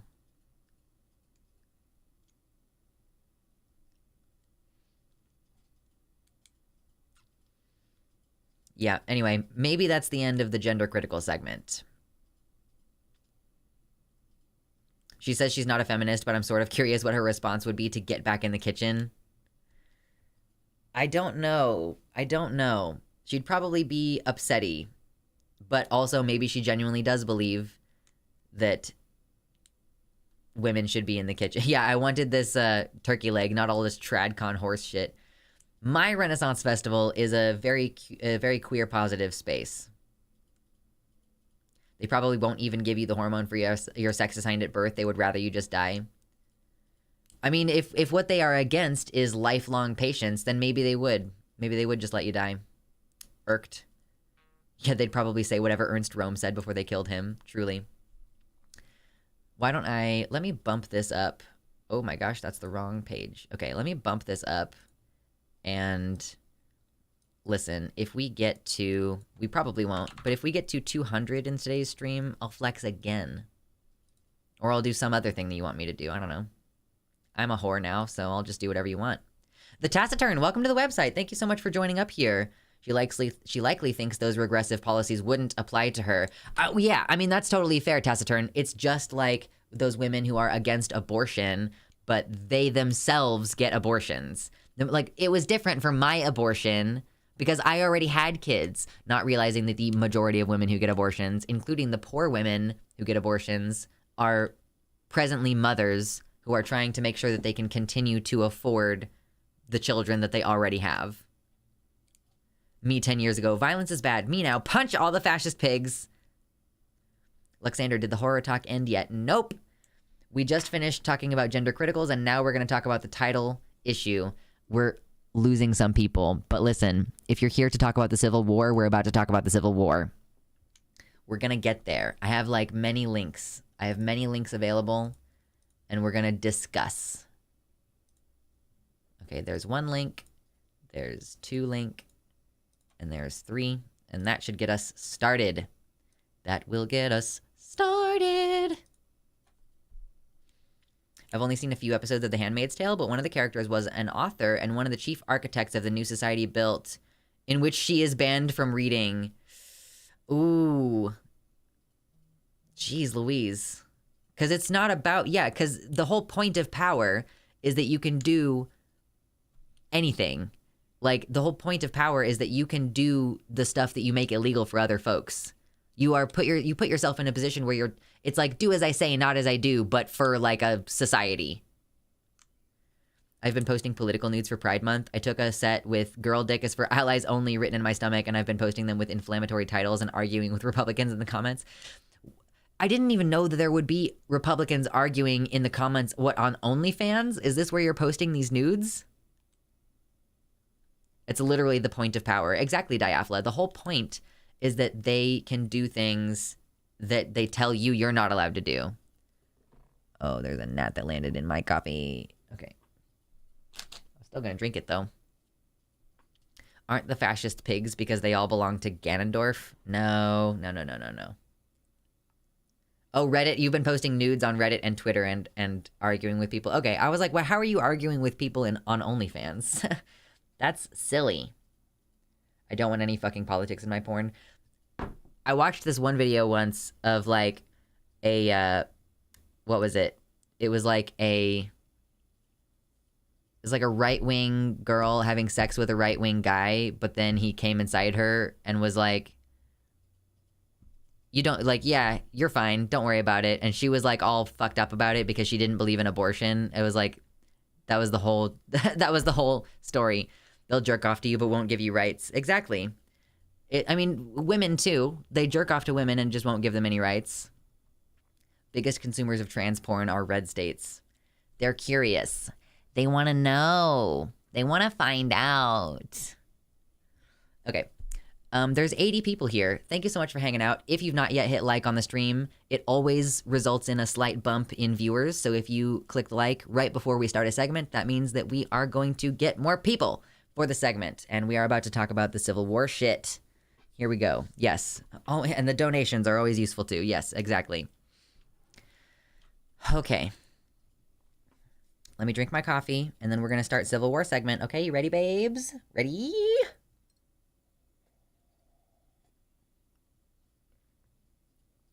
Oh my god, coffee is so delicious, y'all. Okay.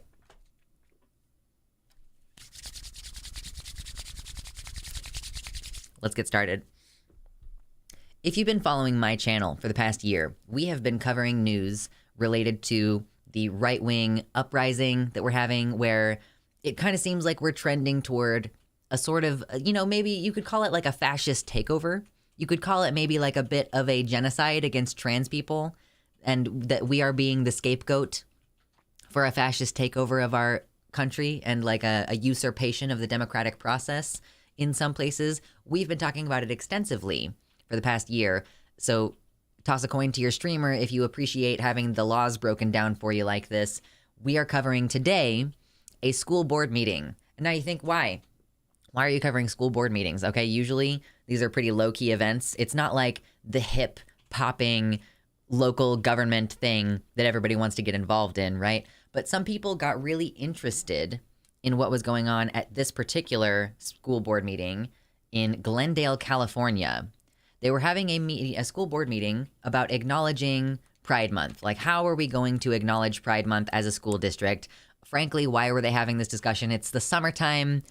These kids are at home, are they not? Like, anyway, but they were having a meeting about this. And, whoa, fucking gnats right in my face. There have been events like this all across the country, drag events in particular, pride events as those are starting to happen, where, you know, right-wing agitators are showing up and they're causing problems and showing up with their guns and trying to intimidate people and prevent them from exercising their right to assemble and speech, which is actually, if you didn't know, infringing upon someone else's right to exert their civil rights is not permissible under U.S. Code 1985, quote, conspiracy to interfere with civil rights. It's something that passed, I think, to help control. It didn't pass in 1985, to be clear. It's just U.S. Code 1985. It was, I believe, instituted because the KKK just showing up at places makes them, like, it constitutes like a fear-mongering sort of terrorism where you're saying, hey, if, you know, these black people are trying to get together, and so we're going to come up here with our hats and just kind of stand around and menace them and make sure that they know that they're not welcome. That's conspiracy to interfere with civil rights, and it's not legal under U.S. Code 1985. However, it's still happening all across this country, and the police are standing by. The Proud Boys are showing up at these places with guns. Many other militia groups that are even more explicitly right-wing and Nazi adjacent have started. We have an entire playlist called Stochastic Terrorism. Check it out if you haven't already. So this time, just a school board meeting and a bunch of anti-queer protesters showed up, and a bunch of pro-queer people showed up to support, and violence broke out. I've been saying for months that this was going to happen, that this was going to break out into basically a civil war situation, because you have right-wingers showing up with their guns, and then you have local John Brown gun clubs being basically hired as private security for drag events, like protecting drag events. And yeah, we've seen that going on for a while, and I've been predicting for a long time that this is going to become violent, and here we finally are. I don't believe that there's any sound on this video, actually.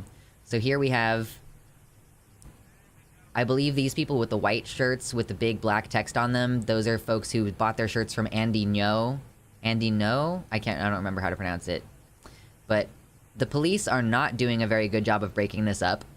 And normally, I'm not really hoping for the police to do more violence on people. Wow, that guy just came over and kicked that dude. I'm generally not hugely in favor of the police doing more violence on people, but I am saying that we got to see fully on display the ruthlessness with which police will put down violence breaking out at protests. Even to the extent that they will begin the violence at protests numerous times in 2020. We saw it happen. But yeah, here we have just a brawl breaking out. We got people with signs that say protect trans kids. I don't know that it's fully clear yet who started what, based on what camera angles we have available to us, but it is clear that there was violence and that the police did not really help very much. We can confirm that Proud Boy member Luis Mario Flores was present in this video. People are working on identifying more folks. Let's see. There is sound on this one. This looks like the start of a fight, or that little bit looked like the start of a fight. Hard to tell what's going on. I think we're mostly just confirming the presence of extremists in this crowd. So, like, regardless of, you know, whatever else we're discussing here, we're definitely just trying to identify, yeah, we have Proud Boy members explicitly, folks who are members of these groups trying to agitate at these places, and they're succeeding. Far-right extremists are trying to make this about the Armenian community despite the presence of violent Proud Boys and White Lives Matter people. The police have removed pro-LGBTQ demonstrators but allowed far-right extremists to remain outside of the school board meeting. Police are telling the pro-LGBT side they have to leave the property. Glendale Police Department confirmed with me the other side is allowed to remain. Oh, interesting. Interesting how that works. Oh, huh. Weird. I wonder if it's because any of the people in that crowd are just off-duty cops. What a weird concept. Gays Against Groomers celebrating the violence committed by these far-right extremists. Luis Mario Flores, who is the Proud Boy participant we mentioned earlier, has been present at multiple Gays Against Groomers sponsored protests. New video from last night in Glendale shows far-right extremists pepper spraying a religious clergy member who's there in support of LGBTQ families.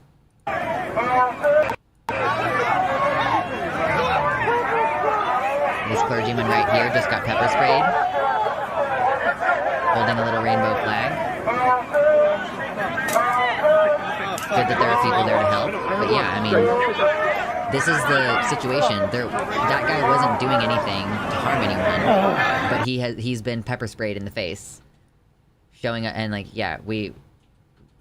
the attempt to clear out his eyes. Are you okay? Kind of thing. More people coming over to see if he's all right, flushing his eyes. Just walked up to try to help support and ended up getting pepper sprayed in the face. Alejandra also says liberals need to understand that the police have been infiltrated by these same far-right groups and regularly coordinate with them. They are not there to keep the peace, but to protect the extremists. We saw that on video just now. This is not hypothetical. This is not hypothetical. We just watched it happen. Unredacted FBI document sheds new light on white supremacist infiltration of law enforcement. This article was published in 2020. A 2006 intelligence assessment reveals that officials had concerns about the infiltration of police departments for years, but failed to warn the public. Suris did a video earlier that shows specifically that the cops go after the LGBTQ rights protesters and not the other ones.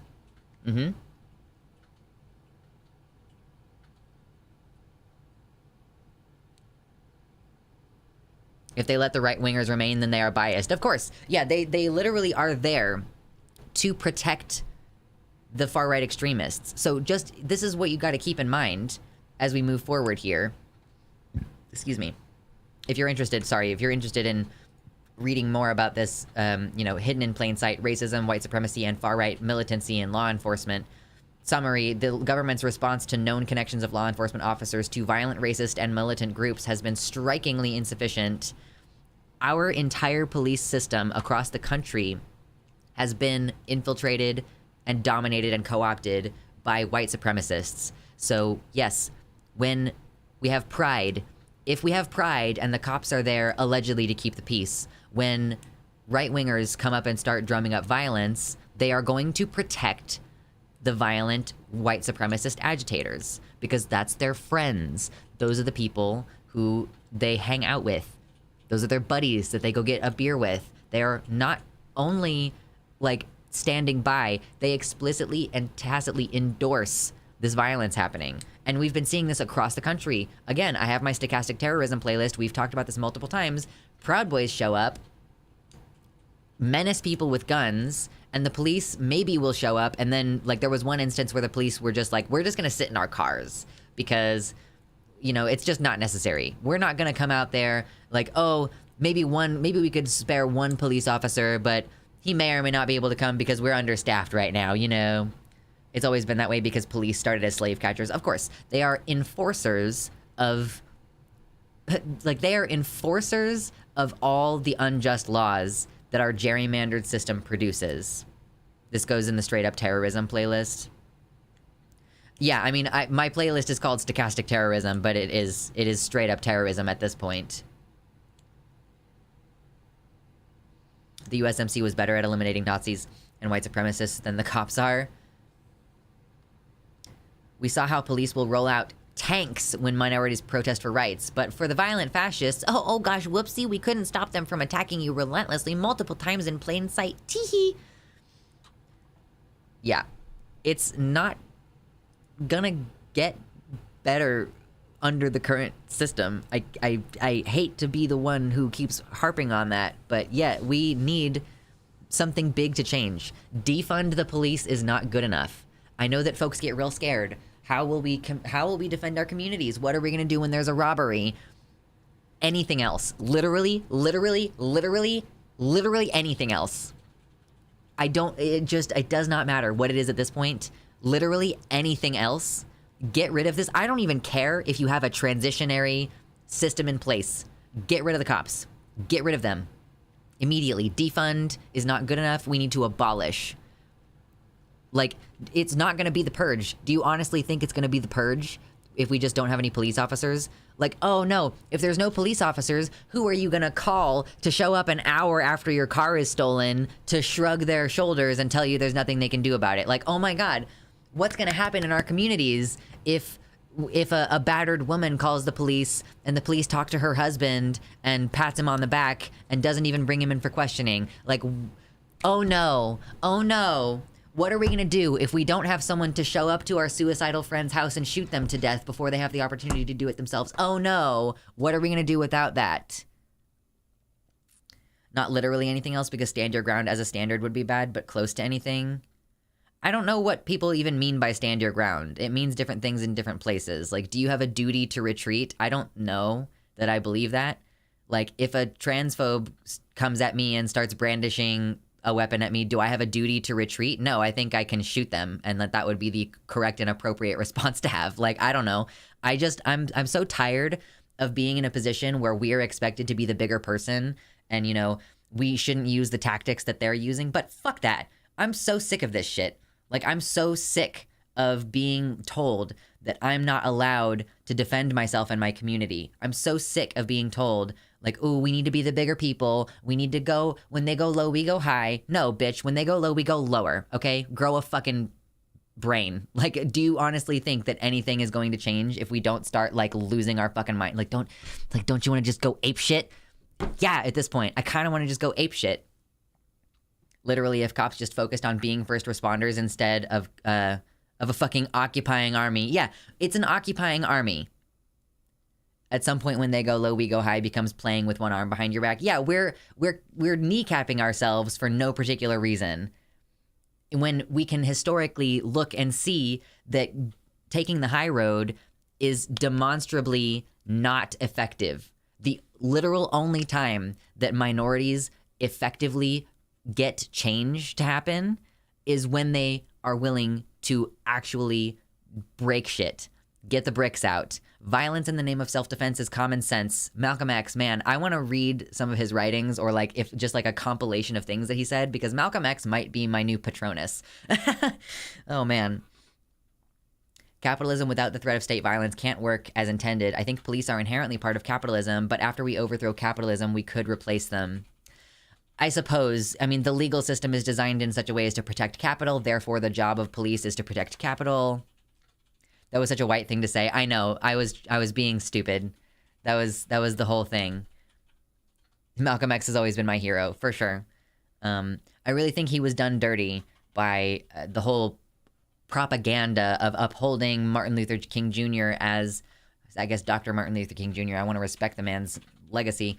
He was upheld as, you know, the ideal way to do civil rights advocation. You know, the black struggle has gotten to the place where it has gotten because of eloquent speakers like Dr. King, who we fucking murdered. Like, the U.S. government just straight up killed him. And that's not a conspiracy because the U.S. government settled with the family, like, kind of indicating that they did something wrong a little bit. I don't know. Never pick up bricks that are left at the location of protest. Those are plants meant to instigate violence and riot to reinforce need for policing. Yeah, if you're gonna break shit, then bring your own bricks, I guess. Even MLK was tired of white moderates. Exactly. Yeah, true. MLK wasn't as pacifistic as he was being portrayed either, but some of those ideas are never quoted. Right, you know, you gotta take all of the actual reform, or not just reform, like, you gotta take all of the actual revolutionary speech out of MLK to make it palatable to a white audience. He was socialist, and he believed that the white moderate was a bad thing. Didn't the FBI write a letter to Dr. King asking him to kill himself? I don't actually know. This totally peaceful protest, TM, is BYOB. Precisely. So we're here now. We're here now on the precipice of major violence. I have been saying for a while that it is only a matter of time before we have one of these issues, you know, one of these drag story times where Proud Boys and other violent groups show up with their guns, and there's a John Brown gun club who show up to protect it, and someone's gonna shoot someone, or someone's gun is gonna go off by mistake, or there's gonna be a loud bang nearby, and someone's going to assume that that's a gunfire, and there's gonna be like a shootout between pro-trans and anti-trans groups. And we are seeing the lead up into that. This is the lead up into that. We are seeing the violence start now. And this time it was a brawl. This time it was only a brawl. But it's on a path of escalation, and I don't think that that's realistically going to pause at this point. I mean, this is how it's going to play out.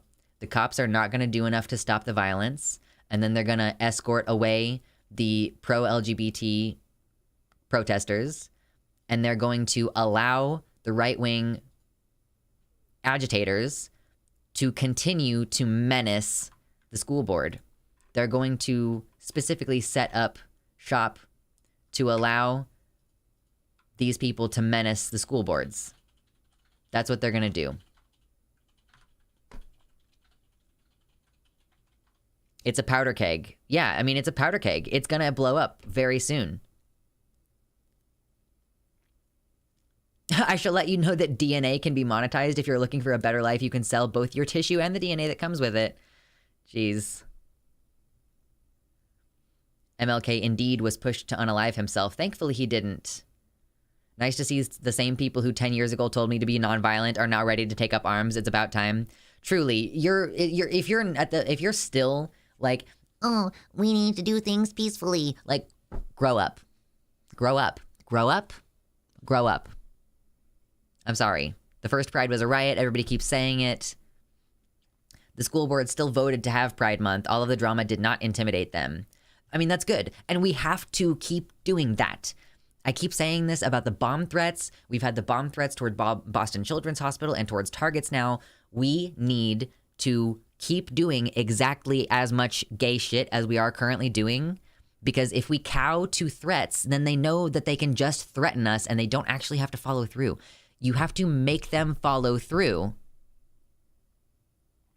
Like, you can't just say, oh my God, they threatened us and, you know, like, we're just going to stop this event because we don't have enough private security to handle this.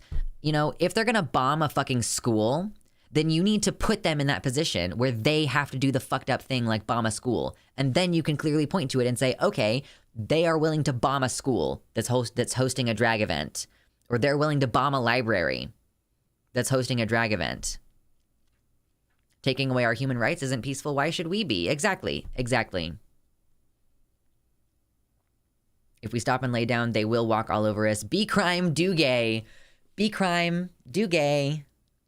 Absolutely. We need to do more. Baphomet is saying we need to do more. Yeah, we can't just stay at the current level of gayness. We need to escalate it. We got to keep ramping it up. We got to keep it rolling.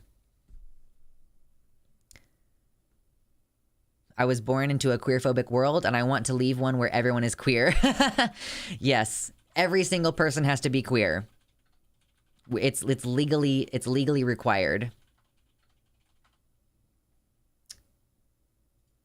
They're literally training Nazis to use cars because in some states they've passed laws since 2020 protecting using a car to, quote, leave a protest even if you run protesters over when you do. I was wondering how they were going to manage to make that... illegal. Where am I? Yeah. Or sorry, I was wondering how they were going to manage to make that legal. I knew that they were doing, like, that they were trying to pass laws to make it legal to hit someone with your car in a protest. Like, oh, if they're obstructing the road, then basically you pressing through the crowd with your car is legal. But there's no, obviously there's no, like, restrictions on speed. So if you hit and kill a protester on your way, quote, out of or, quote, through a protest, then that's legally protected. Oh, thank you, Violet. Let's look at that really fast.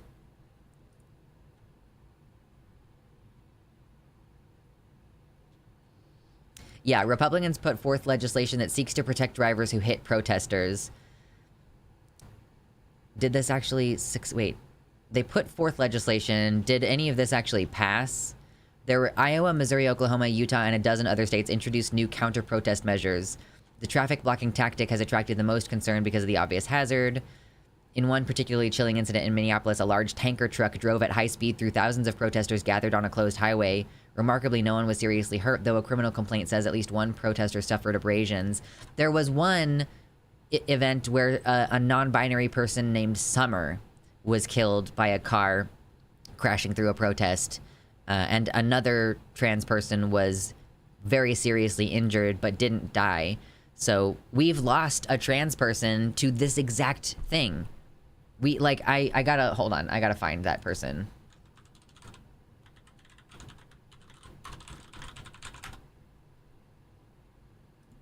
Summer Taylor. Hold on, let me see if there's a photo.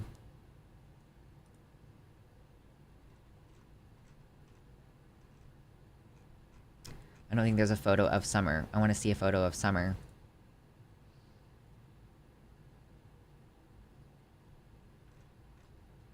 Okay, here's one. Yeah, the driver, thankfully, has been charged in the death of a Seattle protester who was hit by a car. Summer was struck... they suffered fatal injuries. Oh, this says she. I don't know what the pronouns are. I thought it was they/she, something along those lines. But Summer was hit by a car while protesting.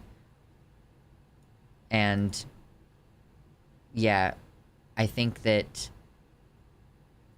yeah, Killit showed no signs of alcohol consumption. You know, we've already lost people to this. I found one that was passed. Oh, in Oklahoma, they passed it. Oklahoma passes a law that can protect drivers who run over protesters. Yep, it grants immunity to drivers who unintentionally, quote, unintentionally injure or kill protesters while attempting to flee, and which stiffens penalties for demonstrators who block public roadways. Yeah, the whole point of a protest is that it's supposed to hurt the economy. Yeah, unintentionally.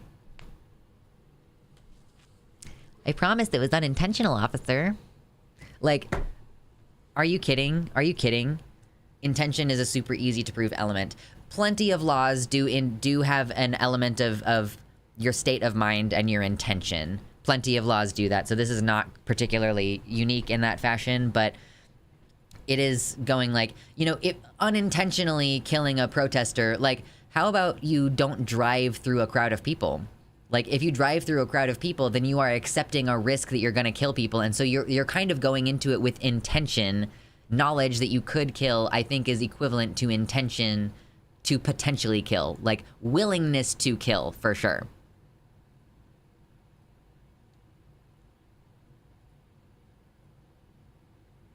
No worries, Adrian. We appreciate you.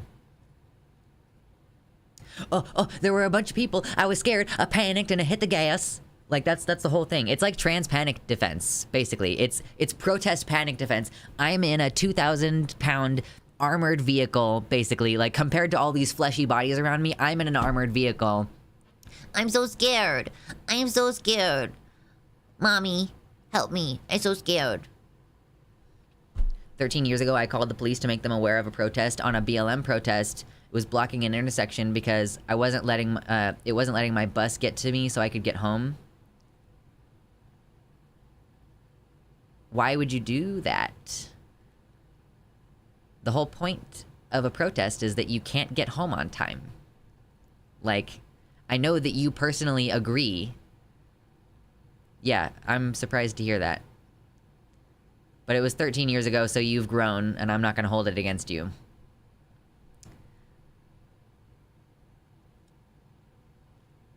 Yes, the goal is to criminalize protesting in any way that they think they can get away with, all while protecting Nazis. Yeah. Felony charges weaponized against pipeline protesters. That happened during the Native Americans trying to stop the pipeline from being built.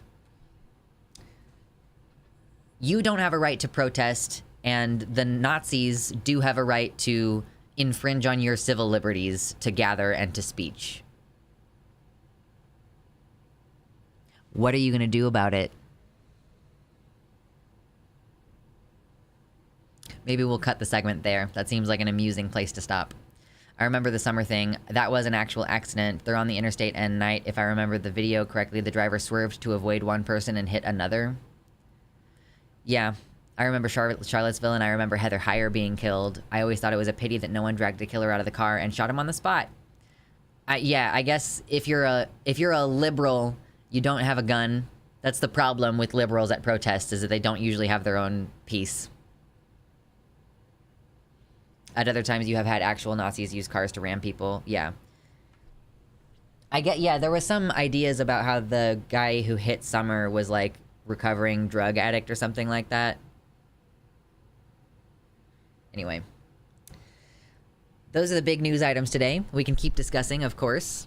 But we've hit all the major beats that we were going to hit today. The laws are primarily to create indentured servants, aka slaves, and the laws are designed to target BIPOC who speak out against the Nazis. Yeah, slavery didn't end in the USA. Slavery never ended in the USA. It's literally explicitly in the amendment, like, slavery is illegal except as punishment for a crime. It's totally legal. Yeah, because yeah, if you punish someone, it's okay to make them into a slave.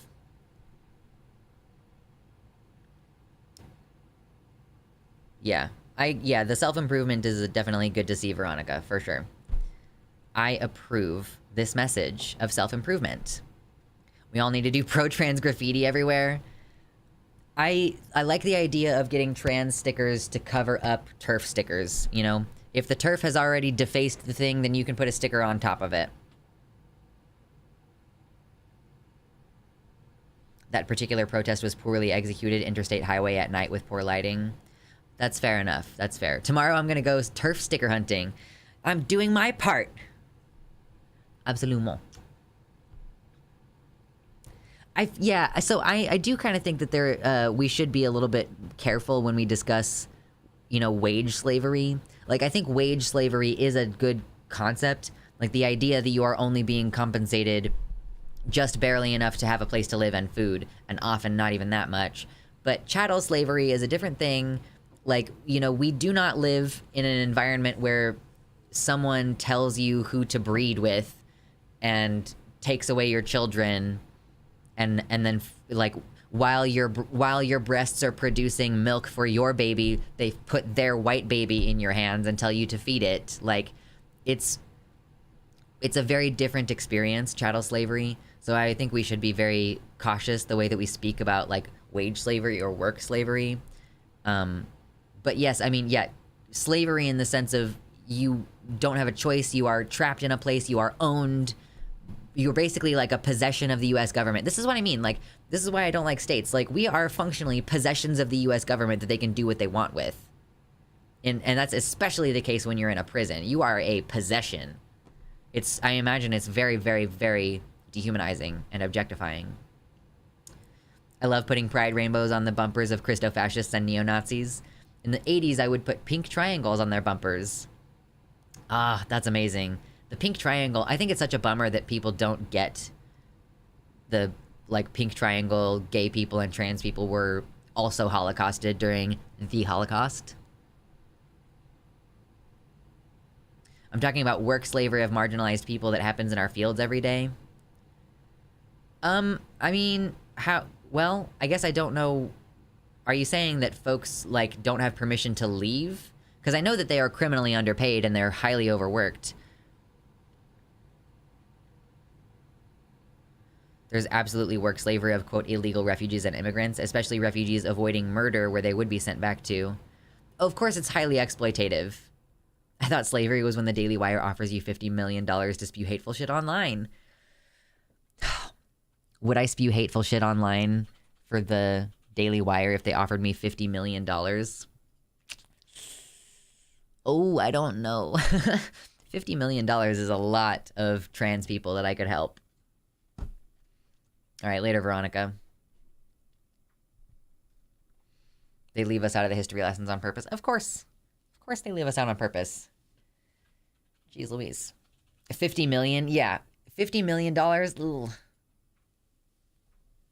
Give me $50 million and I will say lots of hateful shit, just not about who they expect it to be about. I would record every moment while doing the grift. Yeah, I just gonna keep a tape recorder in my breast pocket for every single interaction. It hurts to hear white cishet men say that they're enslaved because they have to pay child support for a child they had consensually. They don't have permission to leave. They have to sleep in houses on the property. They're only given enough money to pay for a place to sleep or a meal for the day. If they can't get enough wages, their children will be forced to work as well. It is literal slavery, and it runs the American produce industry. It's bad. I haven't read up on this. I probably should, because I guess I had heard of people being brought in trucks to, like, work on farms, but I guess I didn't realize that their freedom of movement was so highly restricted. Take the $50 million from Daily Wire and use it to build a secret subterranean compound to train leftists in guerrilla covert ops. I don't think you could convincingly do the job. You don't think I'm a good enough actor? Is that what you're saying, James? I can't believe you would say such a thing to me. Did you know that I was a theater gay? Rude. Excuse me. They're deeply exploited and they have no rights, for sure. They are not protected by labor laws. They can't report their employers for the mistreatment because then they will end up being deported. I'm almost dead here and incredibly isolated, and I still wouldn't grift for 50 mil. How long, like, if they get, like, how long until I get the 50 mil? If it's, like, 50 mil over the course of 5 years, I think that would be too long. That's too long to grift. If it was like 2 years, maybe it would be worth it for 2 years.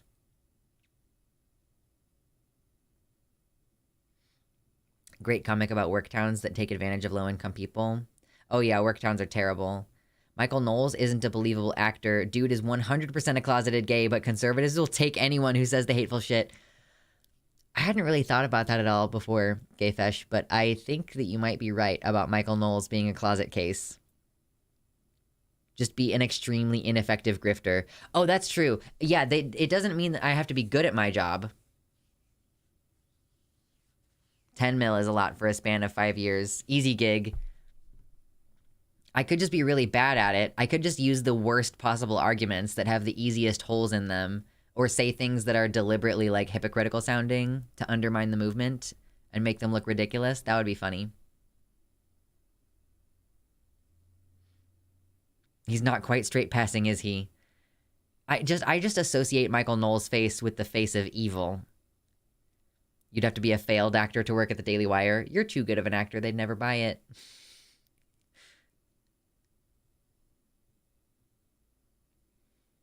There are different types of slavery. American South had just about the worst version in history.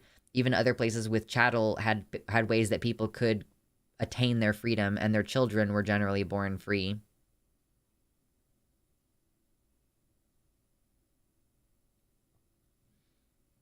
Seriously, look at the way Knowles espouses his ideology. It is well practiced, and you can 100% tell that he doesn't believe anything he's saying. Don't get me wrong, he and Matt Walsh can share the same rope, but I don't think he's sincere like Walsh is. He just seems like a little goofball, like a little goof man. John Gitben, thank you so much for the $6 dono. I really appreciate that. That's really kind of you. Everybody's been so generous with their time and with their donos today, and I am a grateful bean. I am a grateful little Derg bean. Derg bean? Sharing is caring. Yeah. I am Spartacus. No, I am Spartacus. Oh no. In fairness, I think a lot of people don't believe anything at all and say whatever grift will get them paid, even if they are, if they are a media quote personality. Media is full of people dead inside. I'm getting there, I guess. I'm not quite dead inside yet, but I will get there eventually. We will get there together. Someday, we will all be dead inside. Just before the darkness closes in. Matt Walsh needs to be introduced to a shaving razor. The beard looks like shit. He's way uglier without it. He is for sure one of those guys who needs the beard. You can't take away the beard. It would really undercut his believability. Yup. Do we have any fun memes or any other fun stories that we can talk about this evening? Because that's all I had prepared, y'all. He dyes the beard. Is it because he's getting old? We need more independent autistic media in general. Yeah, toss a coin to your streamer. Support independent journalism. Yes. Let me get rid of some of these tabs that I don't need open anymore.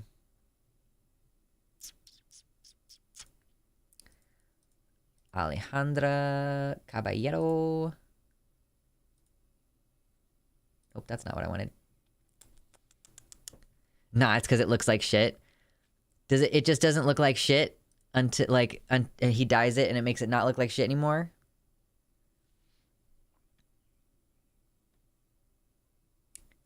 Blood Meridian. That's not a book that I've heard of. Okay, I don't need this open anymore either. Yes. I saw Spider-Verse last night. There's a debate there. Are people debating about whether Spider-Gwen is trans because she has like a protect trans kids flag on her bedroom, bedroom door or bedroom wall? All the right-wing grifters need beauty advice. Someone needs to tell MTG to dye her eyebrows if she's gonna dye her hair blonde. Someone needs to tell MTG to wear fucking sunscreen. Do you know what I mean? Hold on. We gotta...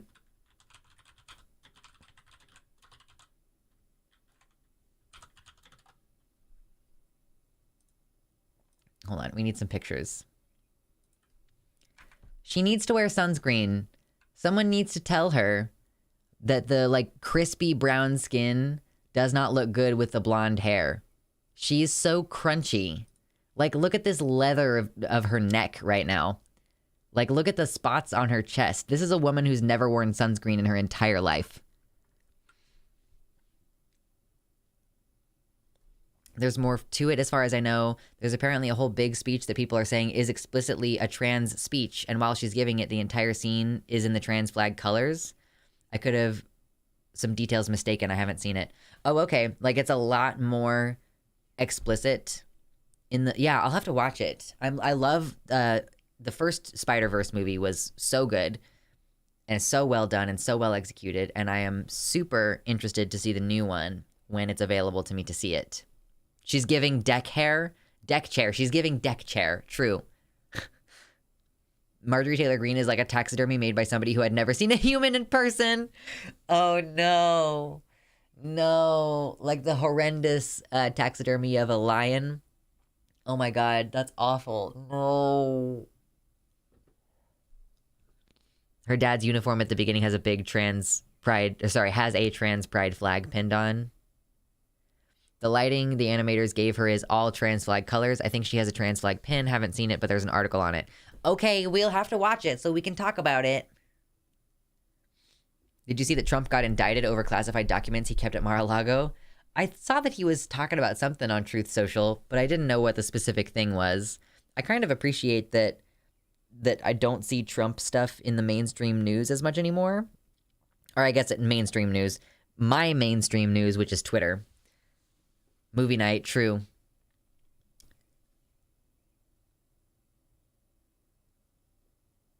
Wait, what are we looking at? The plot of the original pilot for Star Trek. It was an Earth ship crashed on an alien planet, and the aliens tried to put back the sole survivor, but they had no template to work from and did it wrong. They felt bad and used their psychic powers to make her appear normal. Oh, that's such a crazy pitch. So that was just, they didn't film it? That was just the pitch for the pilot? That would have set the tone for a completely different show. MTG looks like she was animated by Hanna-Barbera in the 60s. Oh, it was filmed. Wow. Star Trek had 2 pilots. Okay. Probably just an autistics thing or something, but I really don't care if people are ugly visually compared to them being ugly people on the inside. Oh, I don't really care that much. I just think it's funny to make fun of people for being ugly when they are the kind of horrendous people who you can tell. Like, okay, here's the thing. I don't insult people based on what what I think. I insult people based on what they would think is wrong. So if I make fun of Michael Knowles for being a closeted faggot, it's not because I think that being a faggot or a closeted faggot is a bad thing. It's that I think that he is deeply ashamed and that he would be insulted by that or hurt by that. So it's you know, it's about like attacking people where they are actually going to be hurt. And I'm not even necessarily doing it to be funny all the time. But I personally, I guess, just think that it's a good thing to cut people down sometimes, especially when they're people who are way more powerful than me. So yes, I will make fun of Marjorie Taylor Greene's turkey goozle neck. Like, I mean, someone needs to tell her that this is not the look. It's not the look. Making fun of people over intrinsic physical traits is different than making fun of people's poor fashion choices. Yeah, and I'm not making fun of her for something inherent here. I'm making fun of her for not having the forethought to not, like, let her skin get crispy. We can make fun of, like, Matt Walsh for wearing a fedora to his wedding. If you didn't know that Matt Walsh wore a fedora to his wedding, like, that's a thing. Does Matt Walsh like to get pegged? I think Michael Knowles does. Anyway. Yeah, you didn't know? Let's see if I can find a picture. She roasts herself in the tanning bed and has her face stretched over cheek implants like an overstuffed chair. Those are choices.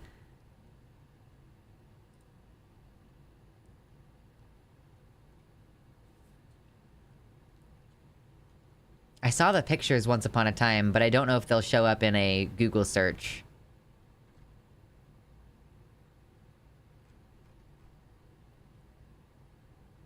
Oh, there he is. There he is.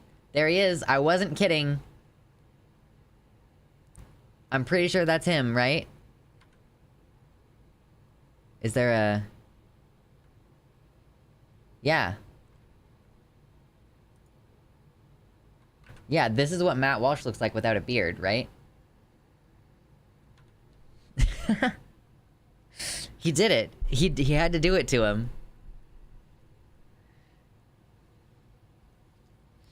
Honestly, it's funny, but I'm probably the same. Don't know what's in sunscreen that might cause cancer.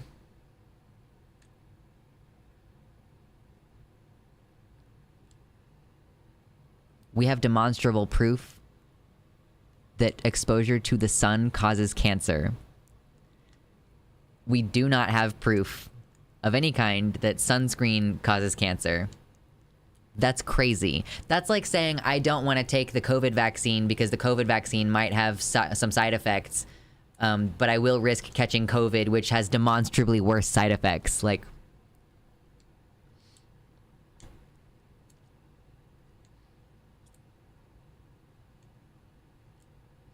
the sun is literally natural ionizing radiation. Yeah, don't tell the Republicans that.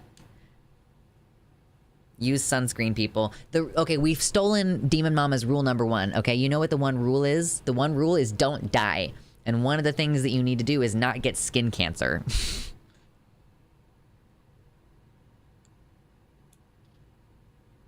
There's shit sunscreen from China that may have mercury in trace amounts, but most sunscreen that is legitimate is medically tested. Yeah, rule number 2 is use sunscreen. Rule 1, subsection 20, use sunscreen. Yeah, rule 1 has many subsections. There's only one rule, but it has a lot of subsections. We need a living document for all the rules. Oh, the cat. Oh, thank you. The cat has blessed us. I98888888888888888888888888888888888888888888888888888888888888888888888888888K Y7. We appreciate the blessing that we've been given. Thank you so much. Thank you so much. 666 rules for praise Baphomet. At a certain point, you couldn't invent enough rules. I swear conservatives are Daleks. Eggs. Nate. Eggs. Whenever I think of eggs, I think of that episode of Doctor Who, which was... That's back when Clara was cool. I liked all of the other versions of Clara that wasn't the actual version of Clara.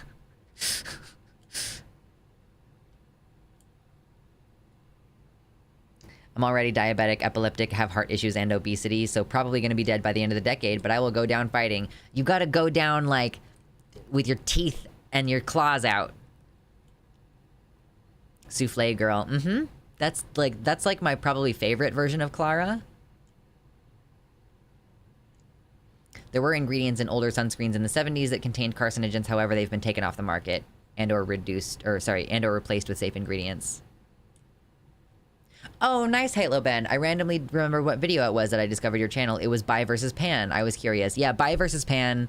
I kind of want to make that video not public anymore, but it is like the biggest banger on my... Wait, is it the biggest banger on my channel at this point? Because I had a Packer video go pretty viral at one point. Okay, shush. Oh wait, no, okay, there we go. I had a Packer video at one point that went really big time, but I don't know if the Buy vs. Pan video has broken it in terms of maximum views, like biggest views. Let's find out. Hollywood celebrities, what do they know? Do they know things? Let's find out. Oh, it's, wow. I don't want to show my back end on YouTube right this second. Well, I guess it doesn't really matter. Is there anything sensitive back here? I don't think so.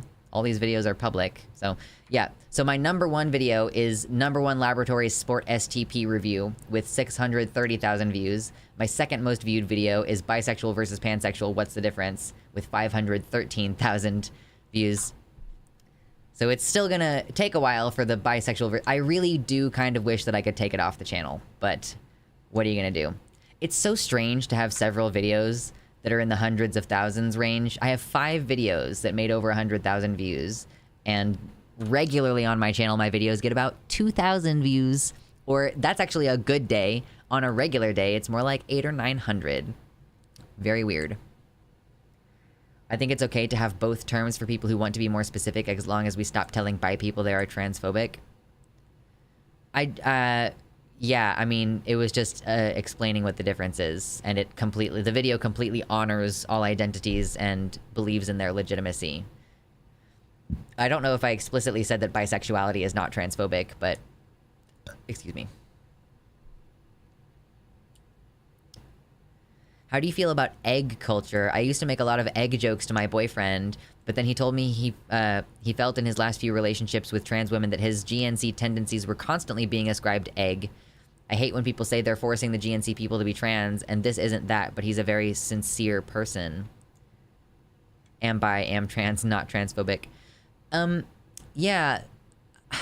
I think I believe in the egg prime directive, that you can't tell an egg that they're an egg.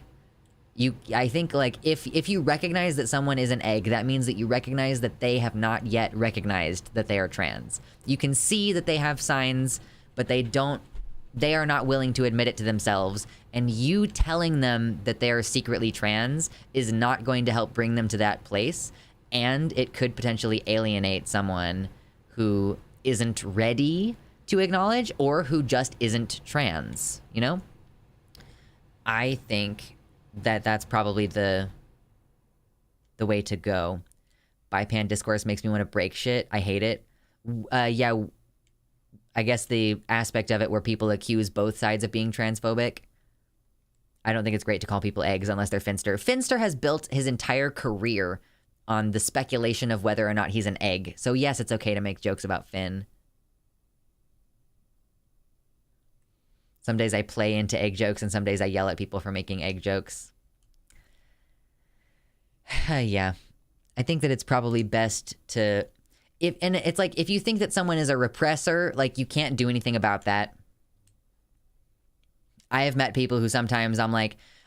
I've known cis men who make the same jokes that trans girls make. And I'm like, I kind of feel like maybe you might be trans. You know, when people go, oh yeah, I play a female character in video games because as long as I'm going to be looking at someone's ass, it might as well be a girl's. And I know lots of trans girls make that excuse. And I've known people who are still to this day identifying as cis male and said that. Like, maybe there is such a thing as a cis male who actually wants to play female characters because you're looking at someone's ass all day. I will call Finster he, him, and cis male until the day he announces otherwise. Agree. What's this about bi and pan people being transphobic? I've never heard of this. Okay, so the TLDR is people say that bisexual is transphobic because if you say you're bisexual, that implies that there's a gender binary, and, like, you're saying you refuse to date trans people. There are some bisexuals who say, I explicitly only date cisgender people of binary genders. But that does not mean that the identity of bisexual is transphobic.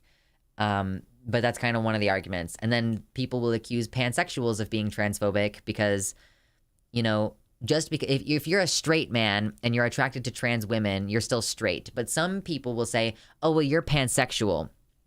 If you date trans people, then you're pansexual. And it's like, but I don't feel pansexual. I feel like I'm straight and I'm attracted to a woman who just happens to be trans. So that's kind of why both sides get accused of being transphobic. Like, the pansexuals are separating trans people from normal people, and that is what makes it transphobic. But that's not what pansexual means. It's supposed to mean regardless of gender. Gender doesn't matter. So any gender could be acceptable as long as you have a connection with the person. Bisexuals are just attracted to more than one gender. Pansexual people are attracted to lots of people regardless of their gender. Yeah, exactly. Bisexuals aren't transphobic and pansexuals aren't gender blind. Well, I mean, that's kind of what makes pansexual, right? You would call yourself queer or something else if gender was a factor. I thought the whole idea of pansexuality is that gender is not a determining factor in whether you're attracted to someone. Whereas I am queer, and while it doesn't really matter what your gender is in terms of can I be attracted to you, your gender is a factor in how I am attracted to you. Like, how and whether. Like, I might appreciate certain features on women and I might not. Like, I would appreciate tits on a woman, but I would not appreciate tits on a man as being sexually arousing in the same way, you know? Like, my attraction to the different people is qualitatively different. There's also people who use bi incorrectly to mean two sexes, but my understanding is that bi people are attracted to their own gender and other genders, or at least two of many genders. Depends on which definition. Yeah, it gets all kind of stupid and complicated. I gave up. I gave up a long time ago. How does someone ask you a question which is not meant to get out to too many people? I guess Twitter DMs.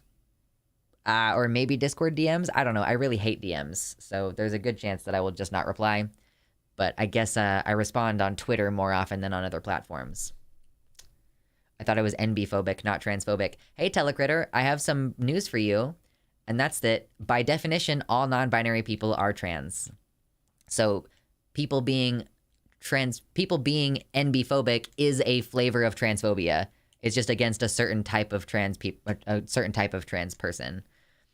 If a non-binary person personally does not feel comfortable identifying as trans, that's fine and whatever, and I don't care.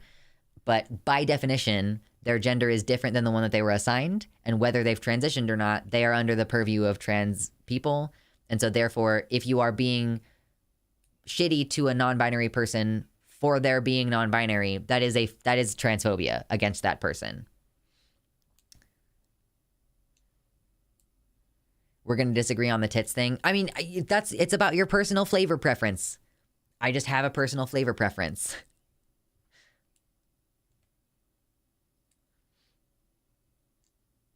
Yeah. Anyway, it's Pride Month and we're doing bi versus pan discourse. Look at us. We're getting sucked into the psyop again. The never-ending psyop.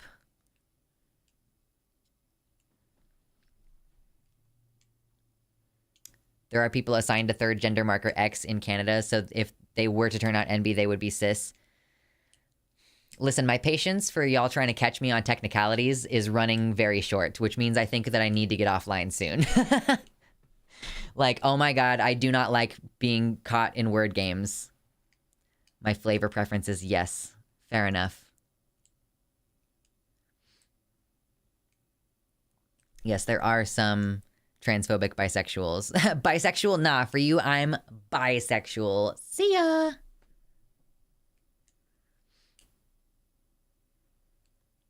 You let Vosh down? How did you let Vosh down? Not allowed, James. Yes is the best preference. Yes, my sexual orientation is yes. That's not true for me. I'm so violently demisexual at this point. Without the context of a romantic relationship, I am just inert, which is incredible because I don't think I've ever, for the most part, haven't experienced that. The mistake I made that kept me from identifying as NB was that I originally thought I couldn't have desires for medical transition if I were non-binary. Yeah.